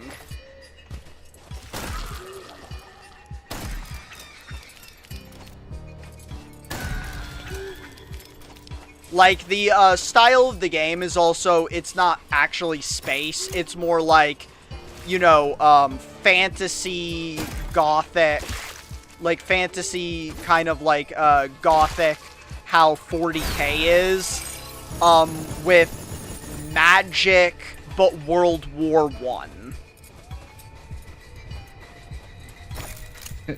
How World War I? How? Like weaponry technology? Yeah, like there's still swords and horses and stuff, but then there's also like artillery and muskets and some machine guns and stuff. I got you. But they're not doing trench warfare. No, I think they're doing trench warfare, because it is called Trench Crusaders. You made that jump, that's crazy. I have a double jump, card. I know, but that's awesome. I was more like, that's crazy, like I'm jealous, like that was cool. Yeah, you gotta get the double jump. It just makes your movement, like... I feel like I have Halo jump over. Because I have my jump upgraded all the way. My jump and speed are upgraded max. Goddamn.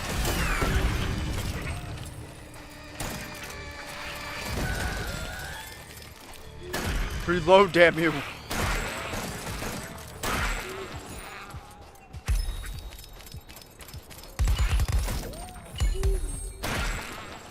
Okay, there we go.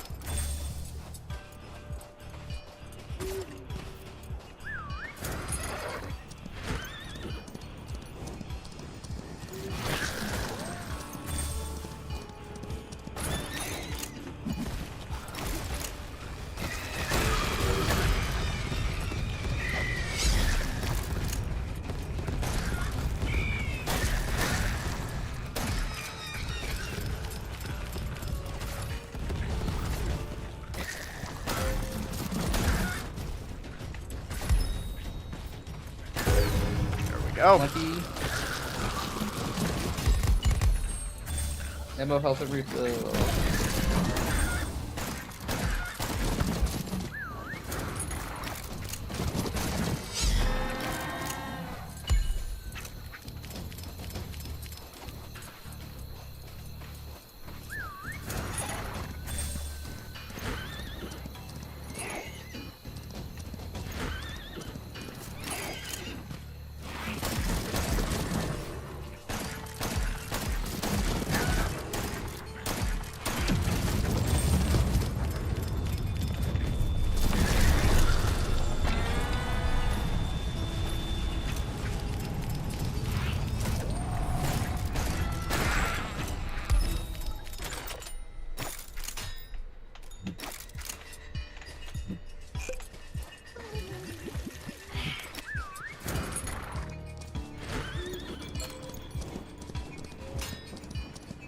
Another well. Feeling lucky again? Always. Let's go.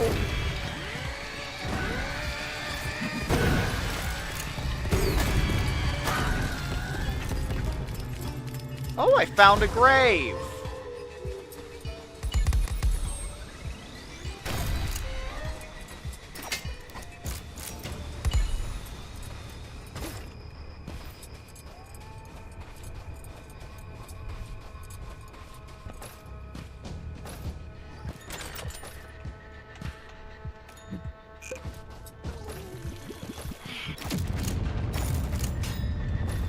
I've not pulled out my sidearm once this game. I have to make a conscious effort. Fine.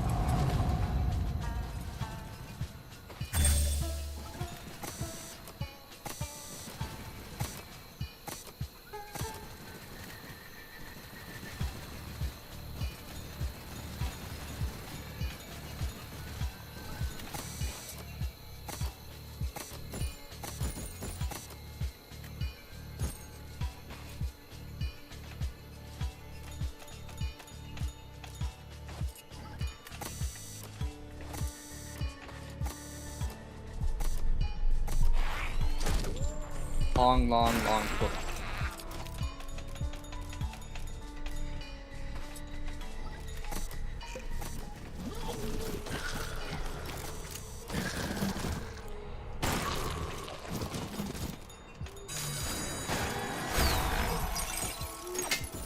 Booyah. Money.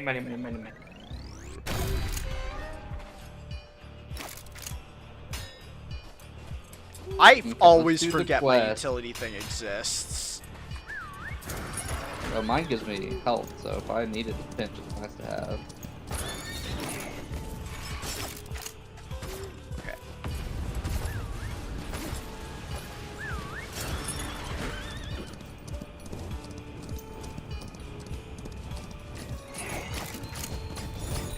I don't really know if the fire geyser is good enough to justify the 5 times cooldown that the flame card did.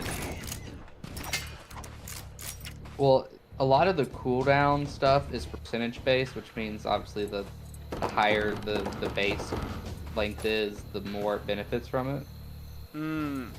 Yeah, but the base, like, fire card was like a 20-second cooldown. This one is a 75-second cooldown. Yeah, it's not short. Is there one that we want to do? Well, I only have the parkour left. I mean, I've only done the crash test, so I'm fine with the parkour. You want to do the rider? You can do the written exam. That's fine with me. No, let's do the parkour. I'm fine with it. Says it's hard. We'll see what that means. Oh, where's the starting area? Oh, okay. Standing in it. Alright, Otto.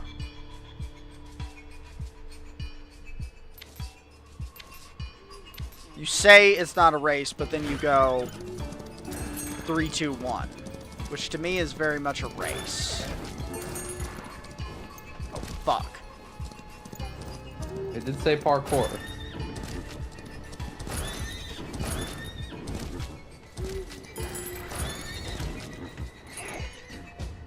Yeah, this is more me getting stuck on the terrain.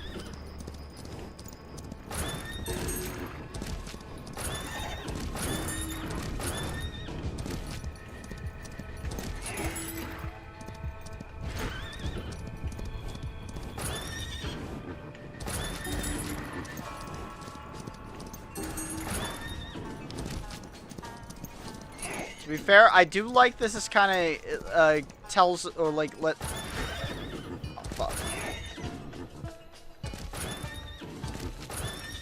Oh, I haven't seen this. This is funny. Wee. Oh, I've never been up here. This is cool. It's like a highway at the top of the map.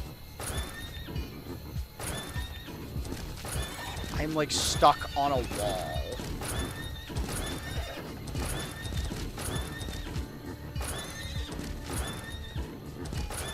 Oh my god. Fuck me.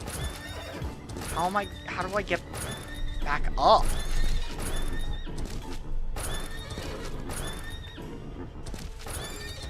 Gotta go all the way back around.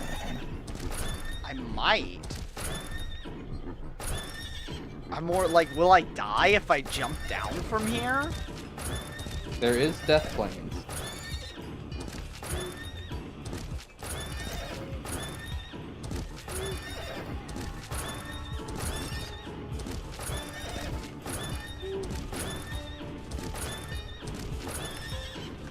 God damn. Honestly, the floatiness of the horse is not great. Yeah, physics be damned. Okay. I guess I am falling all the way You down. can get off the horse and parkour up, I think. No, I can't. Because the jump's too high, and I jump much higher on the horse. Here. Something. Yeah, you found the way. That was one of the new.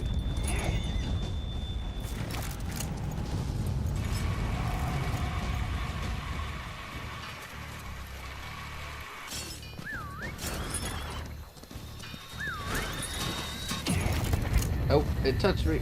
Ow, ow, ow, ow. Okay. I don't know where I am. Here on me.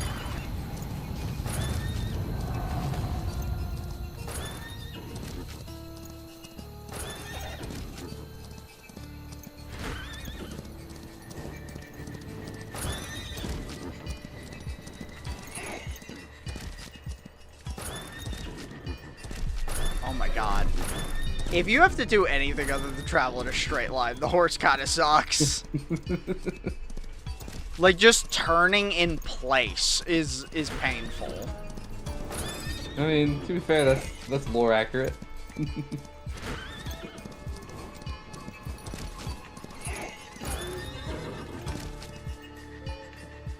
that where you fell off earlier? Yeah, I did the same thing where I walked up, slid off the side, and then got stuck underneath it, and then, like, got wiggled into the wall.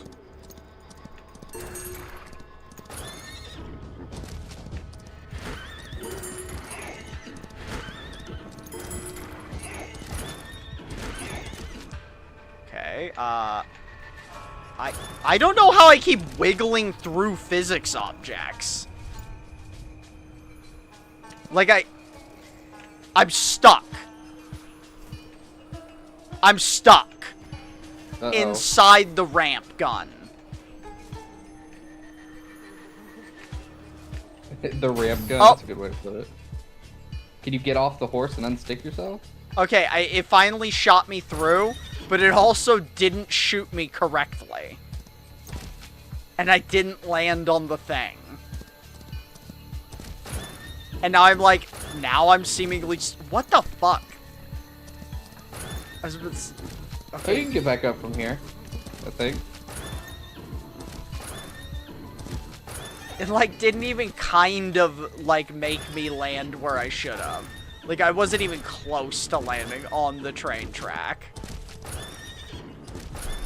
Yeah, get off. Well, no, that's like an invisible wall there. Ugh. Yeah, I think we're just trying to go back over here to where our launch is.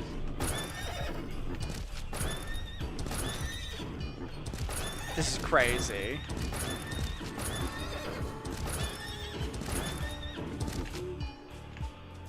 Okay, on me. Okay, I found a way. Oh, you found it? Yep. Nope. And I immediately fell again, just trying to turn around. Well, don't turn. That's where you're falling off. I had to turn around.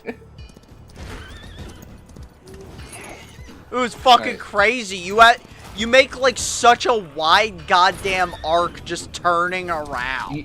Your arc is shorter if you're not sprinting. I wasn't sprinting. That's what's crazy. I was normal speeding.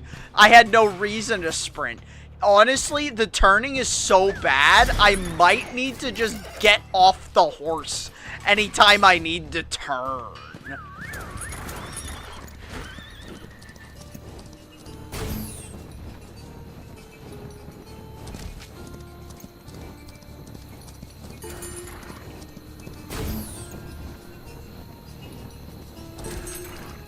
like the first time those have ever actually worked for me, walking through them.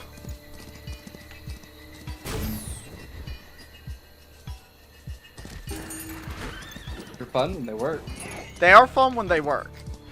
It's just like every other time I've gotten stuck in them.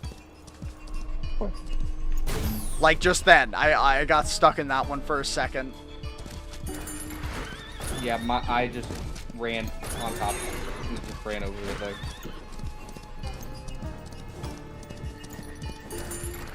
And finish line. Ta-da!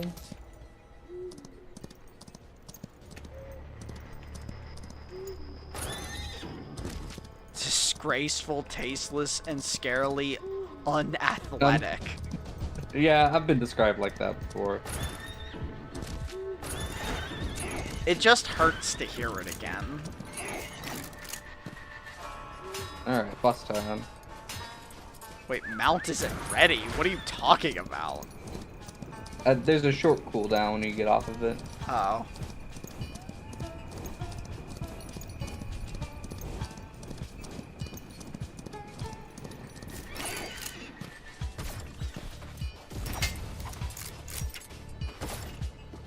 I think this is the saloon again. The monster house. I was keeping an eye out for more of those Hawkeye challenge things, but I didn't see any more.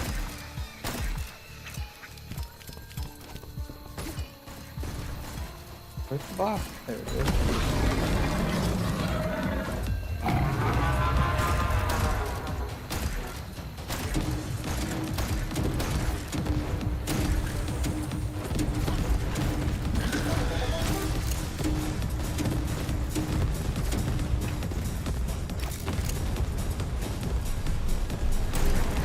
Okay, the column is pretty OP for that thing. As it turns, it just breaks a bunch of them.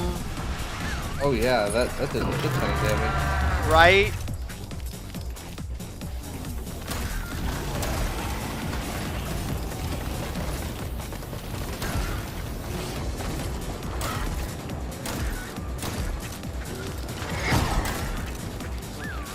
My double jump just lets me jump over the damage beam. God damn it. Bloom spirit.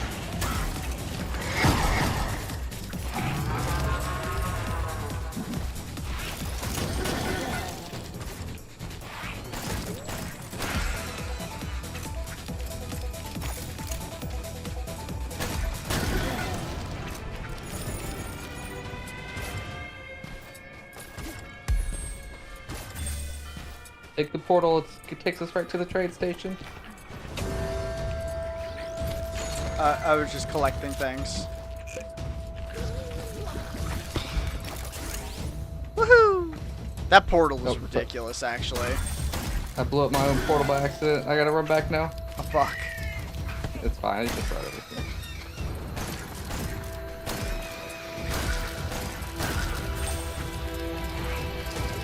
My portal has a 6-second cooldown, so I just have to wait the 6 seconds.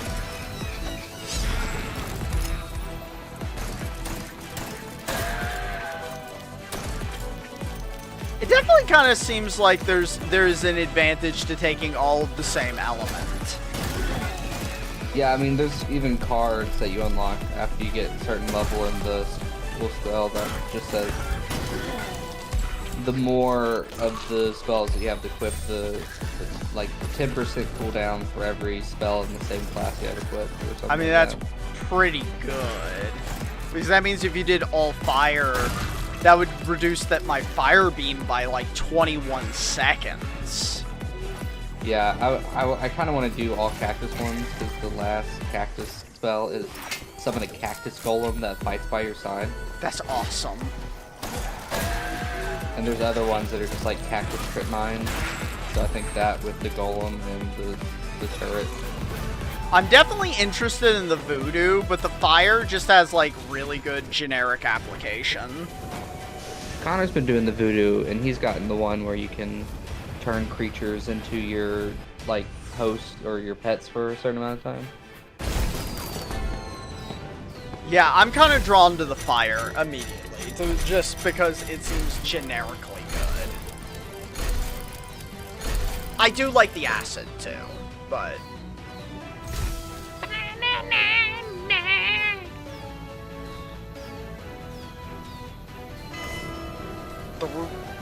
Just 3 more and I can get that boomerang.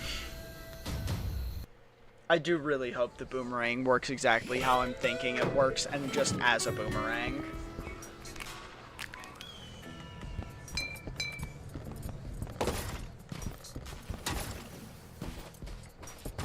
Old prospector joker. Okay. Oh, I didn't get like any souls at all almost. Yeah, the best way to get souls is to shoot down the demon summoners. I Or the did cryptic destroy summoners. 3 of those. I still feel like I didn't get very many souls.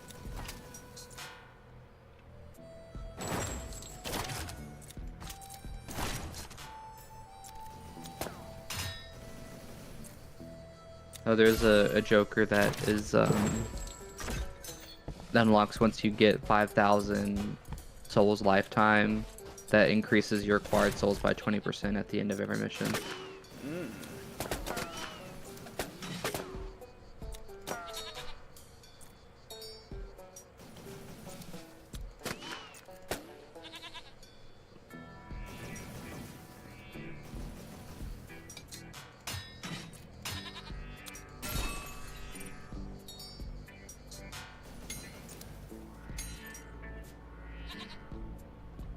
Oh, tickets. What are tickets?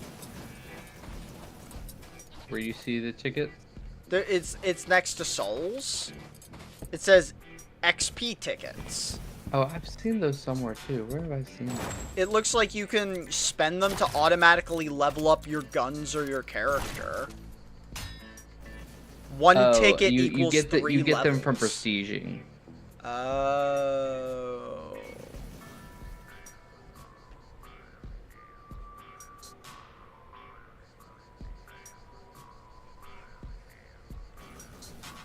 So you get a ticket each time you prestige?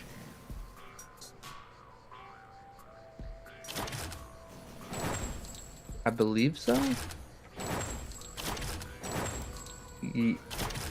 It says obtained by increasing prestige.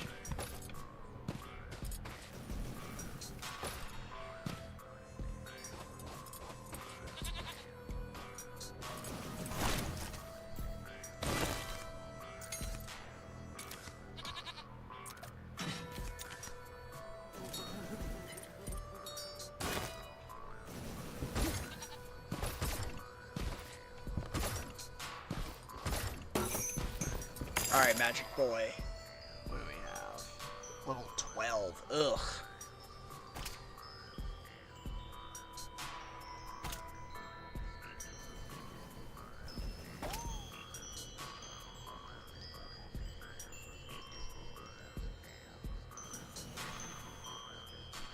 Okay, I can heal an ally or revive someone with the voodoo. I think the biggest problem is, like, it takes a lot of investment to even be able to get to the point where you can, like, use multiple. I guess I'm gonna try and have the fireball and the fire beam so that I'm just, like, getting way more points for it. Yeah, I was gonna say, you do get more XP the more of that class you use. Especially because I do want a low cooldown and a medium cooldown spell. And, you know, just pretty much use them on cooldown if you can. Yeah. To increase the XP gain you get from them. Because I'm not sure if it's, like, damage-based or if it's use-based. It or seems to be kill-based. Yeah, I think it's probably kill-based. Maybe damage-based, which is somewhat kill-based, because doing damage to the bosses definitely seems to grant more. Because there had been missions where I basically only used it to do damage to the boss and still got plenty of points.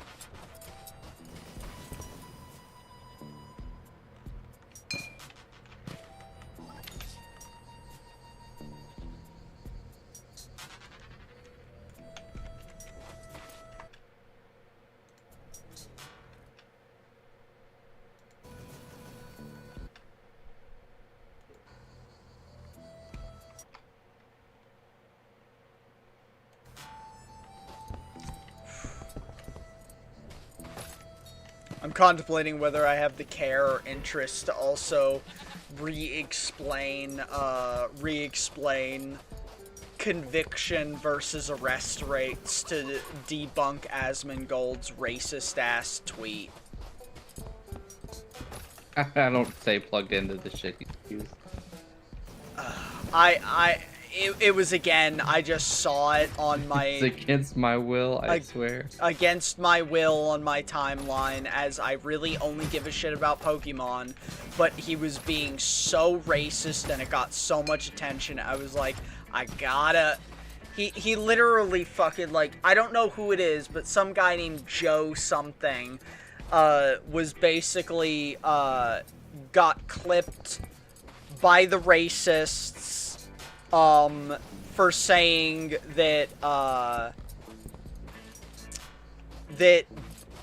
correctly, that black people are not genetically predisposed to crime, but it's poverty that creates crime, and black people in America are more likely to be impoverished because of systemic racism.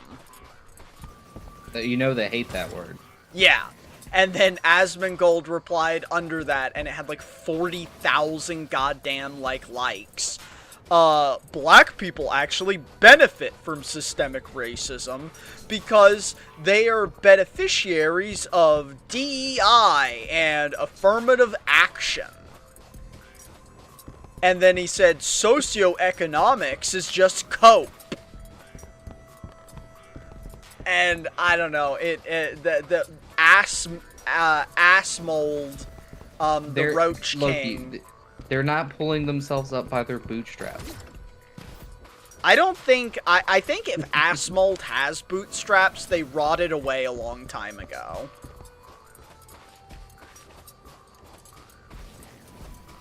But that's essentially his argument. It's cope. They just have to pull themselves up out of poverty with their bootstraps.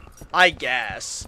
But, like, here's the thing, like, I don't even like that argument, or, like, I think the Joe guy was, like, very, very reasonably explained himself, but the core of the argument that black people do more crime isn't even true, even when you take into account, like, the impoverished state that they're more likely to be in, because taking in the fact that they're policed more by orders of magnitude than any other. Yeah, and that's that. Even though I was completely silenced, what I did, I pulled up research that research and statistics from our like government sites that shows that black people in America are arrested 7 times more often than any other demographic in this country.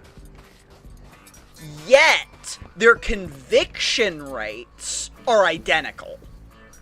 So they're arrested 7 times more often, but are convicted at the same rate as white people. So what does that really show? Does that show that they're committing 7 times more crimes? Or does it show they're targeted 7 times more often? And despite that, getting away with it 7 times more likely. I guess that would be the racist take. Actually, you fucking demolished me. Because that would be what the racist says. Actually, they're just getting... That's DEI. They're being let go 7 times more often. Because of DEI and affirmative action won't let us convict the criminals. They let him right out of jail, right to be your airplane pilot. No, yeah. No training needed. Yeah, that's the racist take. Because of the DEI program. DEI, the woke judges won't convict them.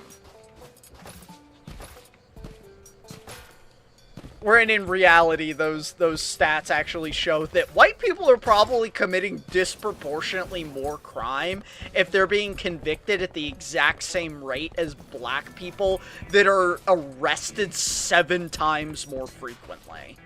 I mean, they're just doing white-collar crime, so there's no, like, no way to police it. How are you going to police someone insider trading? You can't pull someone over and say... Did you know your Robinhood app was open? Like, I don't even actually think white people are disproportionately doing white-collar crime, because let's be real, most of those jobs are gone. Like, that's like 2,000 people across the whole country. No. The white-collar crime isn't a race thing, it's a class thing. Yeah, like, there's like It just so happens 2,000 the people that class get to do it. is very pale. Yeah. But I don't think white people are more predisposed. Like, I don't think black people are more predisposed. That's a very silly line of thinking to follow down. Yeah, well, actually, if we're really thinking about it, most of the white-collar crime is being done by a very specific 550 people. Yeah, I mean, you know, that you are have all stuff in like elected wage theft seats. that can happen at various levels of the class system. I mean, But- wage theft is a legal crime that is done. I mean, there are illegal forms of wage theft, but all the wage theft that's actually being done is being done in, like, legal ways for the most part.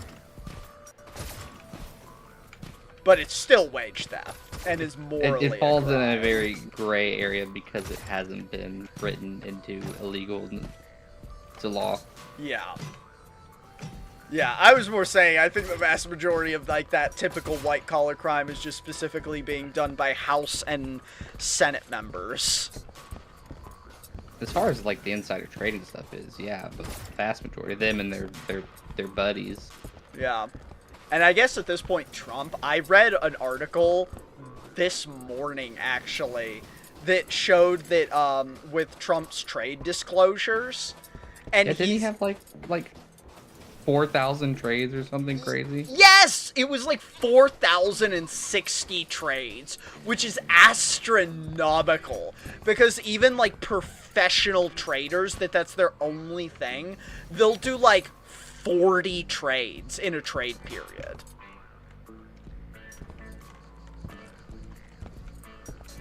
$40.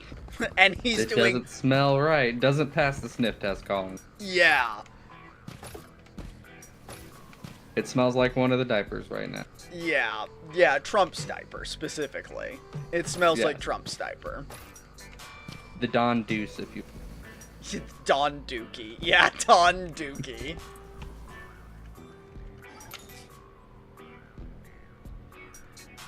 Yeah, I saw that article. I mean, you know, it's telling that people will choose to look the other way because he makes people that they don't like mad Yeah.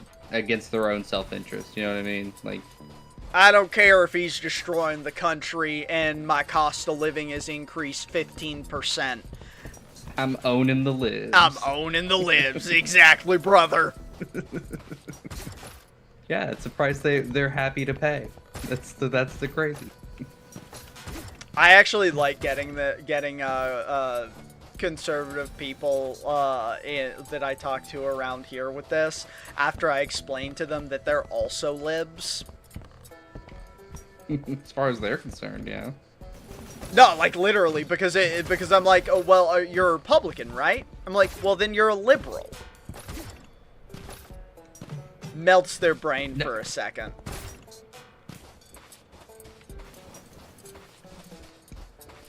It's like, both parties in this country are liberal parties.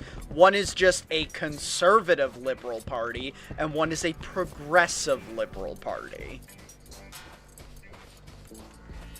They're both operating at the behest of capitalism. You just got neo-cons and neo-libs.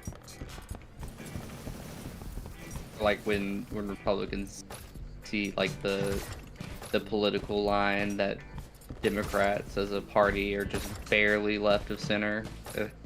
Yeah, because the entire Overton window in this country has been firmly right-wing, like right of center since Reagan.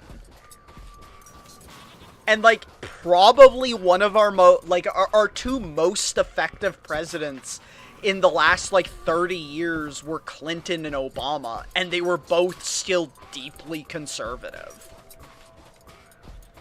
As far as any modern rationalization is concerned, yeah. Yeah, And, like, honestly, I would say most people's disillusionment with the Democratic Party is actually Obama's fault. Like... Yeah, it's not because... No one's disillusioned because they're too liberal. Yeah, they were disillusioned because Obama promised change, and then it was more of the same. Whereas he continually didn't get things done in the name of reaching across party lines. Because, like, okay, Obama's second term, he was fucked. But Obama's... It sounds nice on paper. Yeah, Obama's first term, he controlled all three branches of government. He was Trump right now. Right. He could have done the like, Democrat version of Trump. And he just didn't. He didn't. He was like, okay, we won't do universal healthcare just to appease the Republicans. Okay, we will put forward an actual Republican for a Supreme Court justice slot just so that we don't make the Republicans mad. And then they'll deny him anyways.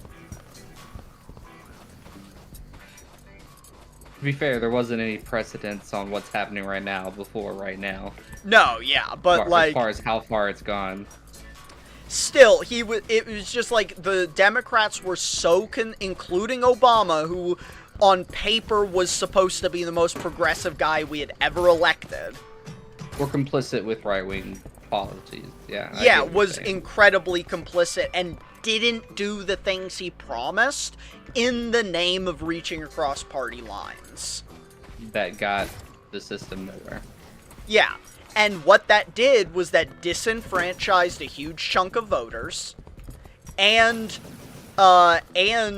alienated people from the Democratic Party in general because it fully solidified the idea that they were really just diet Republicans. I mean, all the ones that were in, elected positions, sure. Yeah, I mean, the voter base for actually both the Republicans and the Democrats has never been reflective of the elected party, but Obama on paper was supposed to be the change. He was supposed to be the new guy who actually did reflect. I mean, for God's sake, his slogan was literally hope. Yep. Like, his slogan was hope. Maybe he'll run a third term against Trump's third term. I think here's the thing. I think he'd lose. Yeah, probably. I actually do. Like, I know people, like, hype him up, and, like, we can romanticize his term, but he's also the reason Trump is here, and I firmly hold that belief that the reason he is here is we did not elect a more progressive person, and the only way we could have dug ourselves out of this hole was elect Bernie Sanders in 2016. I was going to say, well, I mean, how much sway did Obama have during the DNC committee that chose Hillary over Bernie? I don't know that he had much sway there, but, like, that was the final nail in the coffin. Like, Obama dug the hole. Hillary put the dirt back in the hole on the coffin. Right. So, like, it was bad, and, like, we had a chance to get out of the hole had we actually listened to the people one last time with Bernie. But the DNC literally decided to put the final nail in the coffin by going, actually, we're not a democratic entity, and we have no obligation to follow electoral results under our primaries. Oh, yeah, no, I remember it happening. Should have been Bernie. It should have been. I mean, the DNC lost the lawsuit to Bernie Sanders about it. It's just that doesn't undo the election. Right. That's when we swapped timelines, man. Yeah. It's when we turned into the fascist timeline. It is when we turned into the fascist timeline. And, you know, I had a little more hope that finally the Dems were going to do something with the, like, Virginia. The Virginia and gerrymander. They just fell over, no backbone. Yeah, no backbone. It's because the Democratic establishment are actually jellyfish. It just, like, doesn't help the image. Because, like, I think this is the actual like, if you ask the average person, I think they'd probably believe in the narrative that the Democratic Party is actually just controlled opposition that exists to allow the Republicans to do things. I mean, if you look at it on paper, it kind of seems to be how it always plays out. So wouldn't fault anyone for thinking that. I wouldn't fault anyone for thinking it either. Because, like, when this shit happens, it's like, okay, what's the only chance you have, not just to, like, not let Trump keep doing what he's doing, but to even continue existing at all. Because it's like, what's the end point of this? They continue to fully create an actual supermajority where they can, like, disintegrate Medicaid and disintegrate Social Security and, like, make being a Democrat illegal. Like, that's where this leads. Well, you know, the whole point of the Republican Party is to help the 1% consolidate more wealth. And when they have that much more, or have that much more wealth, it's easier for them to rein in that much more power. Yeah. It's just like, I thought even the establishment Dems would make this final fight because, like, they're gonna actually get put in internment camps, like, if they don't put up a fight. Like, the Republican Party is psychotic enough to actually do that nowadays. Because they have to keep creating a further enemy. And I don't think if you let them gerrymander without fighting back, where they just get to have, like, plus 25 seats, they're gonna do psychotic shit, like start putting Democrats in jail for being Democrats. Gonna be McCarthyism all over again? Yeah, but they're gonna start with the politicians, and then, like, in a couple years, it'll be plus 75 Democrat, or, I mean, plus 75 Republican, because they've killed their opposition. So, do you ever think Red ages out of their voter base? No, because they'll dismantle the elections. It just won't matter. There won't be any voter base to vote against them in the end. Yeah, because, like, here's the thing. The Republican base is already deeply against the Republicans right now.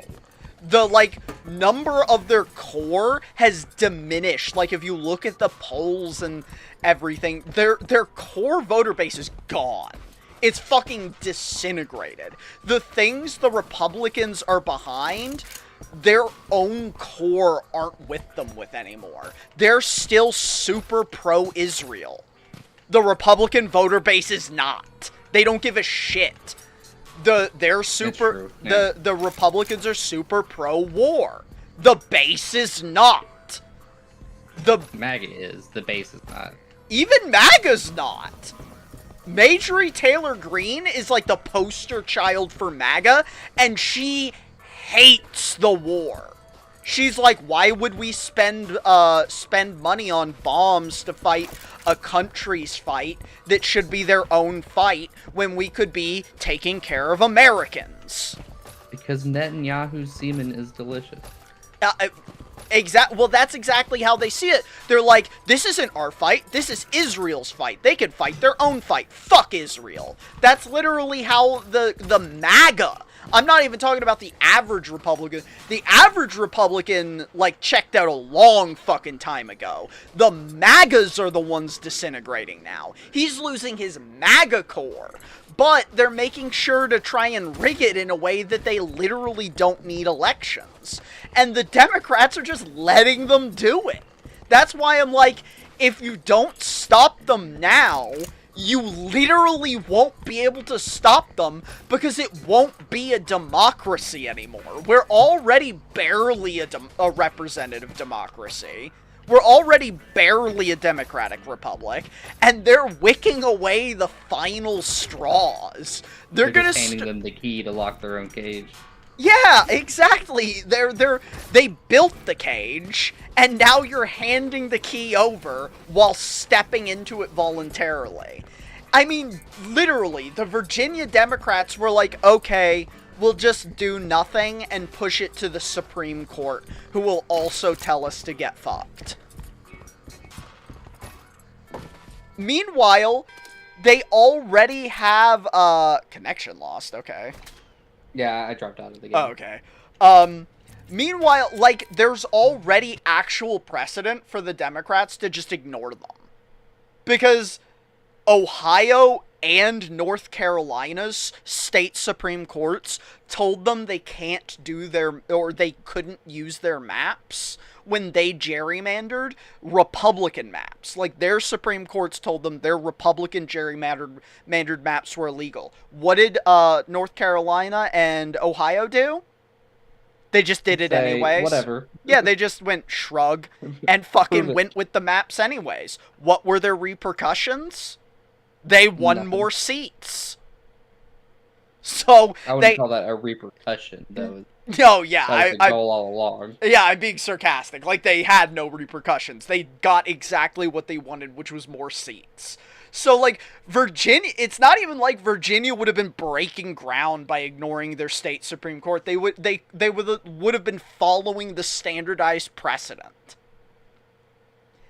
And, like, if like, we go with the rate of states that are now after the 14th Amendment, or, I mean, after, the Voting Rights Act basically got disintegrated.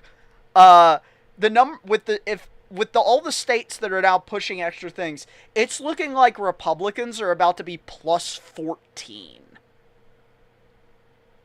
Like, if they if they actually win all of these new seats. Assuming they haven't over-gerrymandered to where their margins of victory are close enough for upsets to happen. And they haven't accidentally energized voters to turn out. That's the only situation in which they're not plus 14, given what's going on right now, is if they actually lose all these divided up seats. But that would require a massive motivation of both Republican voters in those areas to switch their vote, or an even more massive disenfranchised non-voters to start voting.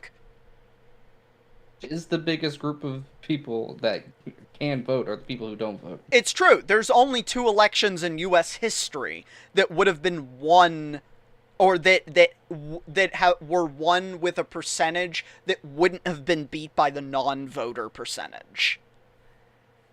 And that's Biden in 2020 and FDR. Which term of FDR? The second term? The second term, yeah. The second term of FDR and Biden in 2020 are the only 2 presidents who got a percentage of the vote that was higher than the did not vote percentage. Well, that's just proof of cheating right there. That's all I see. Yeah, exactly. It's proof of cheating. That's Biden rigging the election. Every other presidential election in U.S. history would have been won by the did not vote candidate had all the non-voters voted for one candidate. Yeah, well, it's gonna take a lot to wake people up, and by the time people are woken up, it's probably gonna be too late to wake up. Yeah. I mean, like, with here in Tennessee, with the ridiculousness that happened in Memphis, well, we didn't even get to vote on that. Like, yeah, it wasn't even a choice. Well, that's what I mean, which is why the Democrats also need to do the same thing, where they just cut stuff up and go, deal with it. It's the only chance to save democracy is to also engage in the undemocratic processes. You can't win the mudslinging fight by not slinging mud. That's just not how it works. Tried to do. Yeah, it's just not how it works. So it's like, granted, they could, if voters mobilized, if people were activated, if Democrats really tried to activate and energize people. But yeah, that's the thing. People aren't excited about the Democratic Party. You know what I mean? Like, there's nothing about that option that gets people wired up. It's just an anti-one party. You know what I mean? And I agree, but that's why I'm saying, like, it's on the Democrats to fight, to energize, to actually get out on the ground and activate people. Because if genuinely, right now, even with the gerrymandering, Memphis has a large enough population, and assuming the Democratic percentage is consistent, even if you upscale into the non-voters, Memphis alone would be able to win all 3 of the districts that it got divided into. Here's the thing, not 100% of the non-voters were activated. Not even 50% of the non-voters were activated. But if just 25% of the people that do not vote in Memphis voted, and then half of those people voted Democrat, it would win all 3 districts. That's how dire it is. That's just how few people actually live in the middle of West Tennessee. Well, not just that, but it's also how few people vote. Fucking Tennessee ranked 50th in voter turnout. That's crazy. You know what percentage of people... Nashville was the worst in the whole state. You know what percentage of people that were registered to vote? Not even eligible voters, but just registered people. What percentage voted in Nashville? During what session? During 2020. The highest... one of the highest... the highest voter turnout election in U.S. history. I want to say it's more than 10%, but I'm scared that it's... Oh, it's more, but not much more. What is it, like 13%? It's 11%. Oh, man. Yeah. Might as well be 10%. It might as well be 10%. 1 in 10 fucking people voted. And that were already registered. Not only that, but do you know what percentage of people voted were younger than 50? Oh, it's probably half of that percent. So probably like 4%. The total demographic that voted under the age of 50, in the under the age of 50 demographic was 19% of all the votes. Oh, of all voters. I got it. Yeah. So of all the votes that were cast, only 19% of cast votes were of people that were below the age of 50. Yeah, that makes sense. 81% of all votes were in the 50 and older demographic. And you know which party those are voting for by and large. Oh, yeah. It's why the politics of the state look the way they are. It is because people don't vote. It's not because people vote for Republicans. It's because people don't vote. Yeah, and I guess that's why the whole, like, age out of their voter base thing feels like it is a real, possibility. It is a real possibility, and that's why they're gearing up into fascism, because they know they have to end democracy before all of their motherfucking voters die. And they don't... That sounds about right. They don't have that long. Like... 10, 15 years, 2-3 more election cycles? Yeah, I mean, if 80% of your voters in, like, this state, or if, like, 80% of the voters that got you elected there were 50 and older 6 years ago.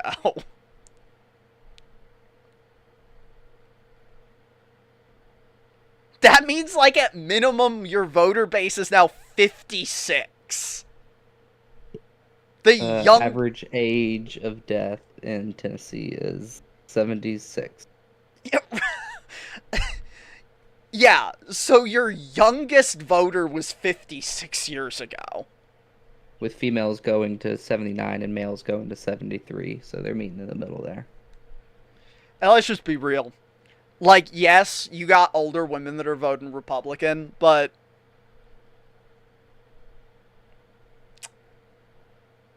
The stats don't lie. Women don't vote Republican overall. No, not overall. So... Even in that age demographic. Yeah, even in that age demographic. So, like, I have hope, and the fact that non-voters could turn this country around at any point is my biggest Klingon of hope. The biggest problem is they're so apathetic. The Republicans have so successfully crushed the soul and spirit of people in this country. And here's the really dark analogy that I'm going to use to explain what's going on in this country. But, here's the truth of it. The Republican Party are bullies at school, and the non-voting population are the awkward, quiet kid who eventually brings a gun to school.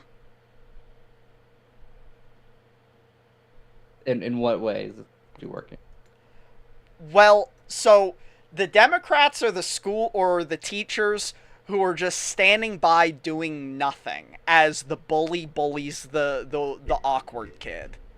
The Sure. awkward kid are the U.S. population in general. Okay. Maybe not just the fucking non-voters. But it gets to a point where, you know, if you keep watching and doing nothing to intervene, eventually, whether it's right or wrong, the only thing that awkward kid sees as an option is to show up to school with a gun. Right. So I'm just saying that's the direction this country is headed in if the Democrats don't do something. And I'm not holding on hope for them. I'm not holding on hope either, so the fucking future looks dark. It looks school shooter dark. And it's unfortunately the only option, because as much as I'd love true third-party options, under the current system we have, that's not an option. Even if you were technically a democratic socialist, or a communist, or an anarchist, your only option is to fly under the big tent party banner of the Democratic Party and just try and oust as many shit libs as possible to try and... Yeah, because either party lines you can never really define someone's beliefs by No. The two-party system we have. No. Or any two-party system for that matter. And like I Views said... and ideas are way too complex to be binary. Exactly. And like I said, the vast majority of people that already vote for both parties do not have their beliefs being represented by the people they keep electing. They try and run on one, maybe two issues and just ignore the other 90% of them. Exactly. And for the most part, this only works because, like, so few people vote. But you know what? We'll get them out if we just talk about abortion. Yeah. Something that was solved in Roe v. Wade and we didn't have to look back on, but we kept pushing it. And could have been a small symbolic thing that Obama did in his first term, codifying it into law when he had a supermajority. And could have done anything. Wanted to reach across party lines to not stir up the established Republican. Yep. And now we're here because of it. Yeah, and this is like a core belief of mine of why we're here is like Obama, like I said. But really the only way out we have is we keep having progressive candidates show up, oust centrist Democrats. Like a New York situation. Yeah. And it is happening a lot across this country. And all the more Gen Z voters seem to be more active than millennials ever were.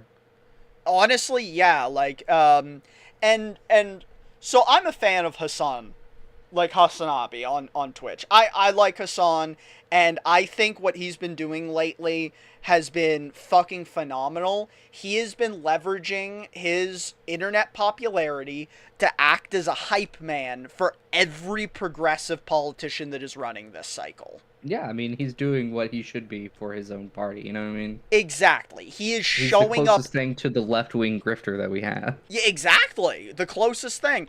And he's been showing up in person to every one of these political rallies, doing live streams, public events, public talking events. And he's honestly on a historic tear. Like, I've always thought he had good rhetoric and good talking points and was good for general on making leftism look cool and hip online in general, but this is the first year where I think he's consistently done more than just being like a media personality that talks to politicians sometimes and goes like, there's another one of those, like this little white kid that's always on like those right-wing shows that are like making these talk hosts mad because he's just spitting actual facts at them. Yeah, I think I've seen him. He's younger and he's I forget his name, but he's younger. He's like Burnett. He's been on CNN a lot lately. Like he just recently did one where they were talking about oil prices and how this war that was supposed to be just a little thing is getting pushed back. We probably saw the same clip on Reddit today. And the guy's like, he's waving his arms in my face when he's just talking with his hands. Yeah. And like, we have plenty of those. So, like, they're popping up all over the place now because it's easy to dunk on these idiots. And they're all, they're all Gen Z age. Yeah, they're all Gen Z age, and thank God. Because having young people do this also makes it fucking actually seem hip. But cool, right. Now that you have more of them, Hassan doesn't have to just be the sole fucking flag carrier of trying to make being a leftist hip and cool. Publicly, anyways. Leftism... Cool, taking care of our fellow Americans. Exactly. And so now he gets to lean into, especially because now he's like in his mid-30s, he gets to seem like the established professional, and he gets to walk around in a suit at these events and fucking like, honestly, his rhetoric game has leveled up. His speeches he's been given at these live events for these politicians. Well, his venues has leveled up just in like the past 5 years since the 2020 election. His fame is skyrocketed. Oh, yeah. I think it helps that he's public enemy #1 of Fox News lately. And they just won't shut the fuck up about him. So every, progressive... Everything he says is one of their headlines trying to spin. Exactly. And, I mean, fuck. One of the cool things about leftism is the Republicans are all actually leftists. The voter bases, anyways. They're just racist. So they hear what he's leftists. saying, and they're just putting it up there. Yeah. Yeah, they're just racist leftists. Yeah. So when it actually saw that fucking Fox News is advising them to stop putting Zoran and Hassan's talking points on screen because their viewers keep agreeing with them. Yeah, I shouldn't have to pay my entire yearly savings to go to the hospital. That does make sense. Yeah. Wait a minute. One of the fucking lines that Hassan's been dropping religiously at these public events is every bomb dropped in the Middle East is dollars taken out of your pockets. I mean, it's not wrong. He's not wrong. And it's that's money that could have been used to feed your children. That's money that could have been used to take care of the elderly. That's money that could have been used to let you go to the hospital. And that shit resonates with people. Well, when you spend billions of dollars a day on a conflict that has no involvement, it's kind of hard to not feel that way. Yeah, I mean, what was the fucking numbers? The amount of money that was spent in one day on Iran would have been enough to fund universal health care in America for 4 years. That sounds... I mean, that's just... it just shows you how bloated the military-industrial complex has gotten in the past 70 years. Yeah, it's fucking wild. It's like, do we really need this, or could we maybe have the thing that every other fucking country has? You don't see Denmark in the Middle East. That's all I'm saying. Yeah.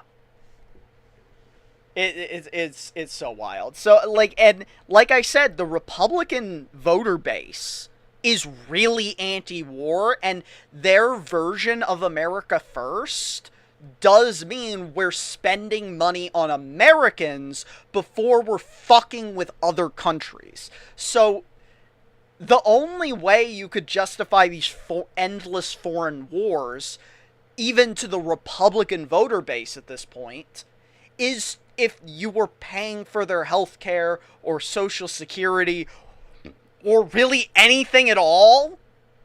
That isn't just increasing the price of living? Yeah, like, what? They're like, the actual cost of living is, like, inflation is up, like, 3.7%, but actual cost of living is actually up 15%. Because, like, inflation's not, like, it's actually a it's a confusing measure, because you hear 3.7%, but you go, wow, I'm not paying only 3% more or 3 cents more on the dollar for everything. At the grocery store, or at the pump, or at the utility bill, or, Yeah. Because that's not really actually what inflation means. So, like, I like that another thing that's happening... That's just the value of the dollar. It's measuring, not the amount of dollars you're spending. Exactly. So I also like that Hassan didn't start this, but progressives in general started pushing this, where they use the not the inflation rate to describe things, but the real adjusted cost of living. Because it's better, for one. It actually illustrates how much shittier things have gotten. And you could feel it. Like, real cost of living was up 10% last year and up 15% this year. It's gross, man. Yeah. I mean, 25% more... in effect, everyone just took a 25% pay cut. And that's... not even taking into account, I don't know about you, but I'm on the ACA. That's how I get my health care. No, we're on private through Haley's work, and we pay it. I want to say because we're on a family plan, because of course kids, and this is one of the majority costs that go towards having children. It's close to $900 a month. Yeah, it's fucking outrageous. I mean, mine... I want to say it's like $350 a paycheck. That's just crazy, but, like, that's outrageous. I heard about a lot of family plans once they refused to renew the subsidies. I heard the average family plan became $2,000 per month. We're not that quite high, because it's not solely private. It is through a work compensated program with... I want to say it's United, but... Granted, that was plans through the ACA. Specifically. But yeah, no, it's definitely our biggest expense is the healthcare. I mean, yeah, mine, so before the subsidy, didn't renew the subsidy, I was paying $28 per month for healthcare that was actually pretty good. Yeah, are you gauging in it besides just like monthly or not yearly check-ins? Because that's pretty much all we do with it. Yeah, I mean, that's pretty much all I did with it. So I'm considering dropping it now, because now I pay $135. Which is what, 6x increase? Yeah, 6x increase. Not just that, my plan got worse. I had a $0 deductible before. Now it's $1,700. That's a big jump. Yeah, 0 to $1,700, and I'm paying 6 times more per month. And my out-of-pocket maximum is now $3,000 instead of $1,500.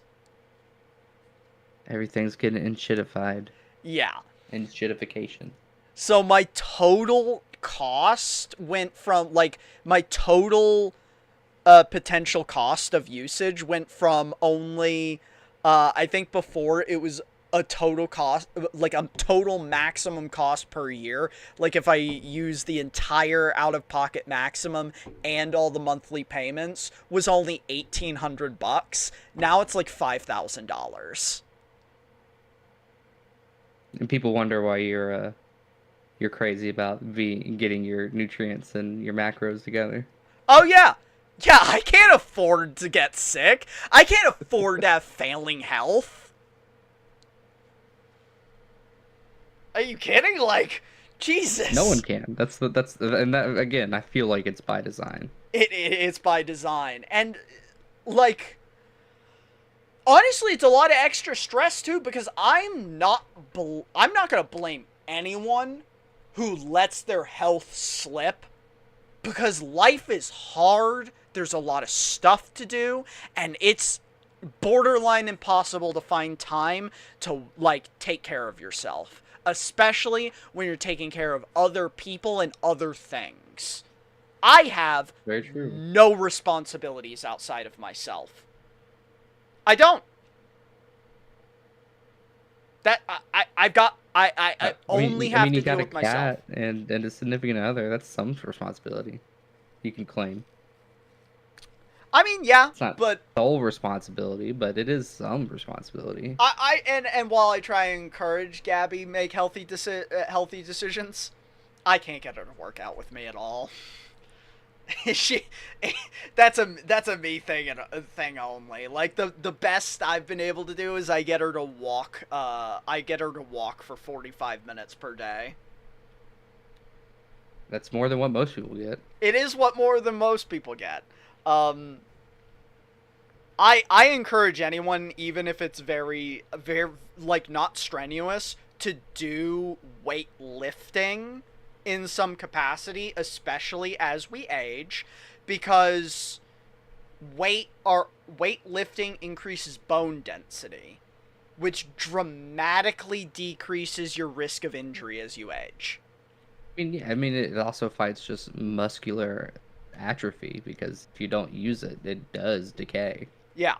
And then You there's have to use your muscles to maintain them. For sure. And then there's a couple basic movements that if anyone can find any time to do, I'd encourage doing.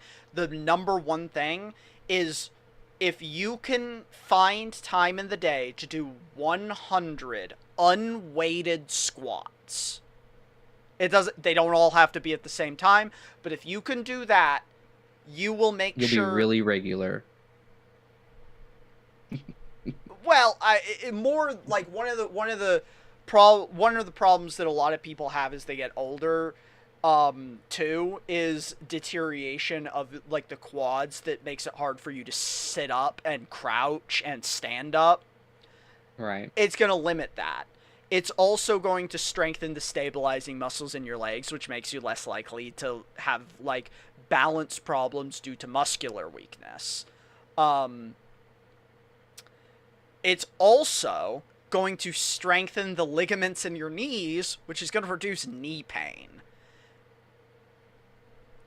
That is a big one. That's a big one, because a lot of people... That's where most of your weight is kind of being held together. Yeah, and I'd say one of the reasons you want to do this, I think this is one of the number one activities that if you can fit in, you should do, is because one of the big things that a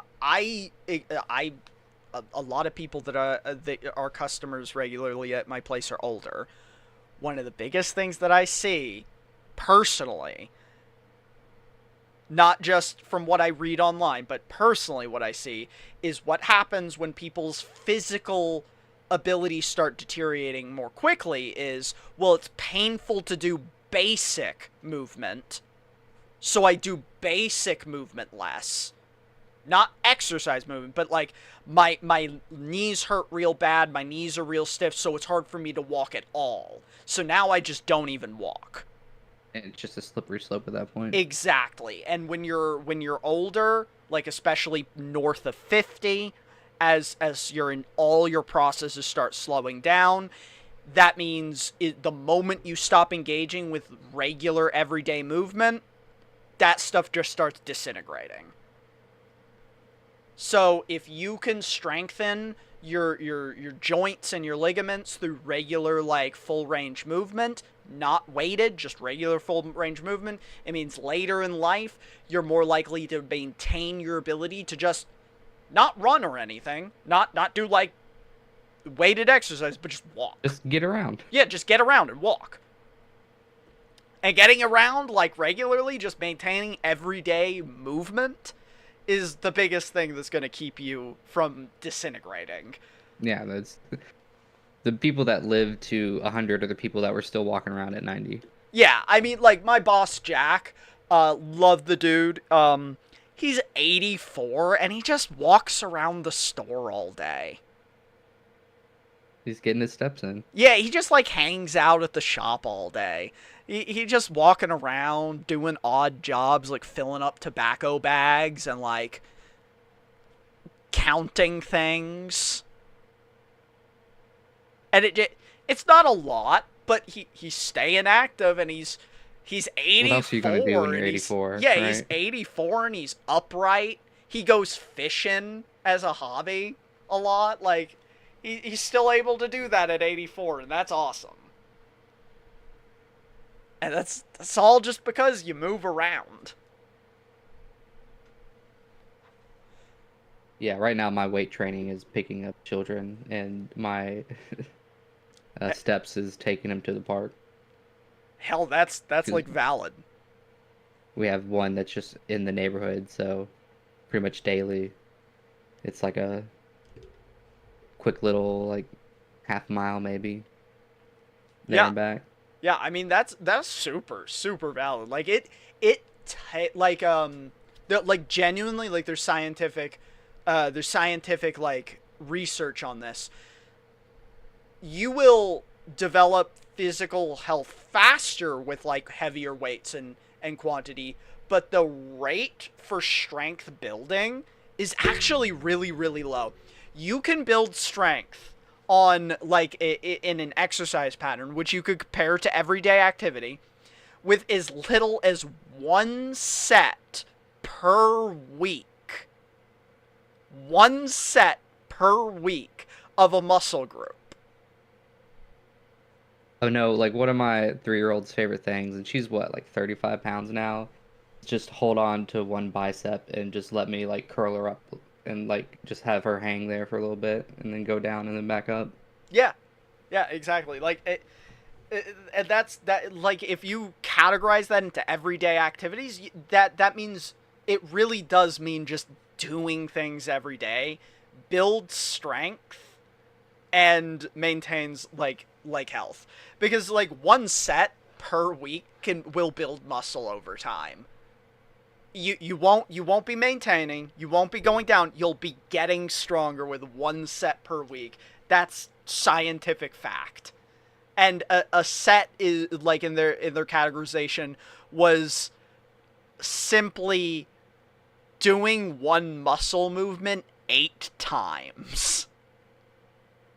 It's a really low bar. It's a really low bar, which means if you can, under resistance training, find time to do any movement 8 times, that means you're going upward. You're not staying level. You're not going down. You're going upward. It might not be fast. It's not, like, huge, but you will have measurable growth over the year if 1 time per week muscle... No, my upper body strength is much stronger than it was pre-children, because the most I was carrying before that was, like, maybe a couple gallons of milk. Yeah. So, like, 7 pounds versus, again, like, 30 and 40. Yeah. I love facts like that because I think fitness feels kind of, like, far away and unobtainable. It's easy to have a defeatist mindset. Yeah. I think it's great to think about that, like, if you can find time, like, literally, if you can find time to just do, like, push-ups once a week, that's doing something. It's not doing nothing. If you can take a walk, like once a day. I mean, a walk is crazy, actually. Like, just talking about normal things. You know, if you get at least 10,000 steps in a day, you lower your all-cause mortality by 70%. That's why it's such a big number that it gets pushed everywhere. Yeah. Like, people who get under 5,000 steps per day are, it's like, you're 70% more likely to die at every stage in life than people who get 10,000 steps per day. That just shows how little cardiovascular activity we need to maintain. Oh yeah. And like, yes, getting more than 10,000, like much more than 10,000 does lower that rate more, but it's not that much more. Diminished returns. Yeah, it's diminished returns. Like, the difference between 10,000 and 20,000 is only like another 10%. When you're already getting 70 before. Yeah. And yeah, there's not, another thing is like, I'll rep this because I fucking hate running. But it's like the worst thing you could do as far as a habit. Honestly, as far as like, oh my god, it's real bad for your body. Yeah, it's real bad for your knees, and there's new studies that show, at least for distance running, like people who run really long distances, it increases your chances for colon cancer. Oh, just because the constant, like, force when you're stomping on the ground, like... No, actually, it's because, okay, so when you work out, you produce toxic chemicals in your muscles. Sure. When you do long distance running, you're producing those chemicals and then keeping them produced for long enough periods of time that they seep into your colon and increase the rate of mutagenic responses for cancer. That's just a gross thought. It's a crazy gross thought. Yeah, like, basically because distance, I think in the study I read, it was people who run for time periods of greater than 2 hours at a time. So marathon runners, essentially. Yeah, essentially. And immediately I'm like, there's almost nothing that sounds more miserable than running for 2 hours. Is this true for any, like, long-term cardio? Like, people that do the same thing but are biking? So I had the same thought. It did not have... The study was only on distance runners. It did not bike. But the logic stays the same. Like, you're using the same muscle groups that are near your colon. Right. So, it could be. I think the moral of the story is just, change up what you're doing. Yeah, don't do things for incredibly long periods of time. It's probably... 10% of your day shouldn't be running. Yeah, exactly. And then also, like, health benefit-wise, like, cardio, you're getting the same thing from walking, was what I was really going to get at, was that if you needed 30 minutes of walking... 30 minutes of running per... I think it's not even that anymore. Like, I don't think it's 30 minutes of running per day. I think it's like every 3 days or something. Yeah. I think I used to hear as a kid that it was you needed 30 minutes of intense cardio per day. I think it's actually like 10 minutes of zone 2 cardio per day. 10 and that's minutes. less about the physical activity and more about just your elevated heart rate, isn't it? Yeah. It's both, but it's more about the heart rate. Like, one of the best things I think you can do, actually, for, is kettlebell swings, for VO2 maxing for heart rate. That's normally what I'll do, is I'll do kettlebell swings, to elevate my heart rate into, like, the 160, 170 range, which is just, like, you take the kettlebell in your two hands, and you basically, like, hip thrust forward. Yeah, I'm familiar with that. Yeah. And it's a full body movement that isn't actually that crazy muscle intensive. You will build a little bit of core strength and a little bit of glute strength. Like, you're using your butt a lot for that movement. But it's really low impact too. yeah, it's really low impact, and it does get your heart pumping. And I do that 3 minutes on, 1 minute off. Like I sit down, let my heart come back down to rest, and then I do it again for like 3 minutes, and I just do that for 10 minutes. Like I just do 3 sets of 3 minutes with a 1 minute in between. And I do that like 2 to 3 times a week. And that's probably more than what 90% of people are doing. Yeah, because I mean, it's easy because I'm on my feet all day. But like, I mean, like just today, I got 12,000 steps. And that's just because... Probably just running errands. Yeah, just like, it helps because I don't drive. But like, also, if it's nice out, I don't like running, but I'll do like a slow jog at night if it's nice out at the park that's right next to my place, because the sidewalk that encircles the park is exactly a quarter mile. That's all. So I like to just, I'll sometimes at night go over there and I'll do a slow jog. I'll do like 20 minutes of slow jogging. I'll do that maybe once or twice a week too. More power to you, buddy. And that's... When I was doing, like, whenever I had the actual gym membership, my favorite cardios was definitely the row machine and the elliptical. Oh, row machines are goated. I've been looking, I mean, I just do everything here. I've been looking at it because there's a new gym open literally around the corner from me, next to the coffee shop I go to. It's like 5 minutes from my house walking. Yeah. It made more sense having the gym membership when we didn't have children. Yeah. It was just more practical that way. Yeah. The only thing I've been like is like, I already have all this stuff. It's like, do I really need it? It has been really my only thing. Yeah, pretty much now at home, besides the kids, the only equipment we have is a kettlebell. And kettlebells, because that was one of the things that, because there was a spell where we had a trainer that we had hired, and that was like one of the big things that they preached about was how versatile this one, if you're going to ever have one piece of equipment at home, this is the one to have. I'm on that. I have a few things, but like, yeah, nothing lets me do more exercises than the kettlebell. And it's not heavy. It's just a 10-pound kettlebell. Like, it's not. Yeah, there's no ego here. No, yeah. Like, I mean, I don't have. My heaviest thing is my barbell. Yeah, barbell. Which can go up to 120 pounds. Well, because, repetition is way more important about strength training than going to failure. Well, I mean, you get to failure with any weight. Right. Well, I mean, ego lifting to failure, I should say. Yeah. It's way.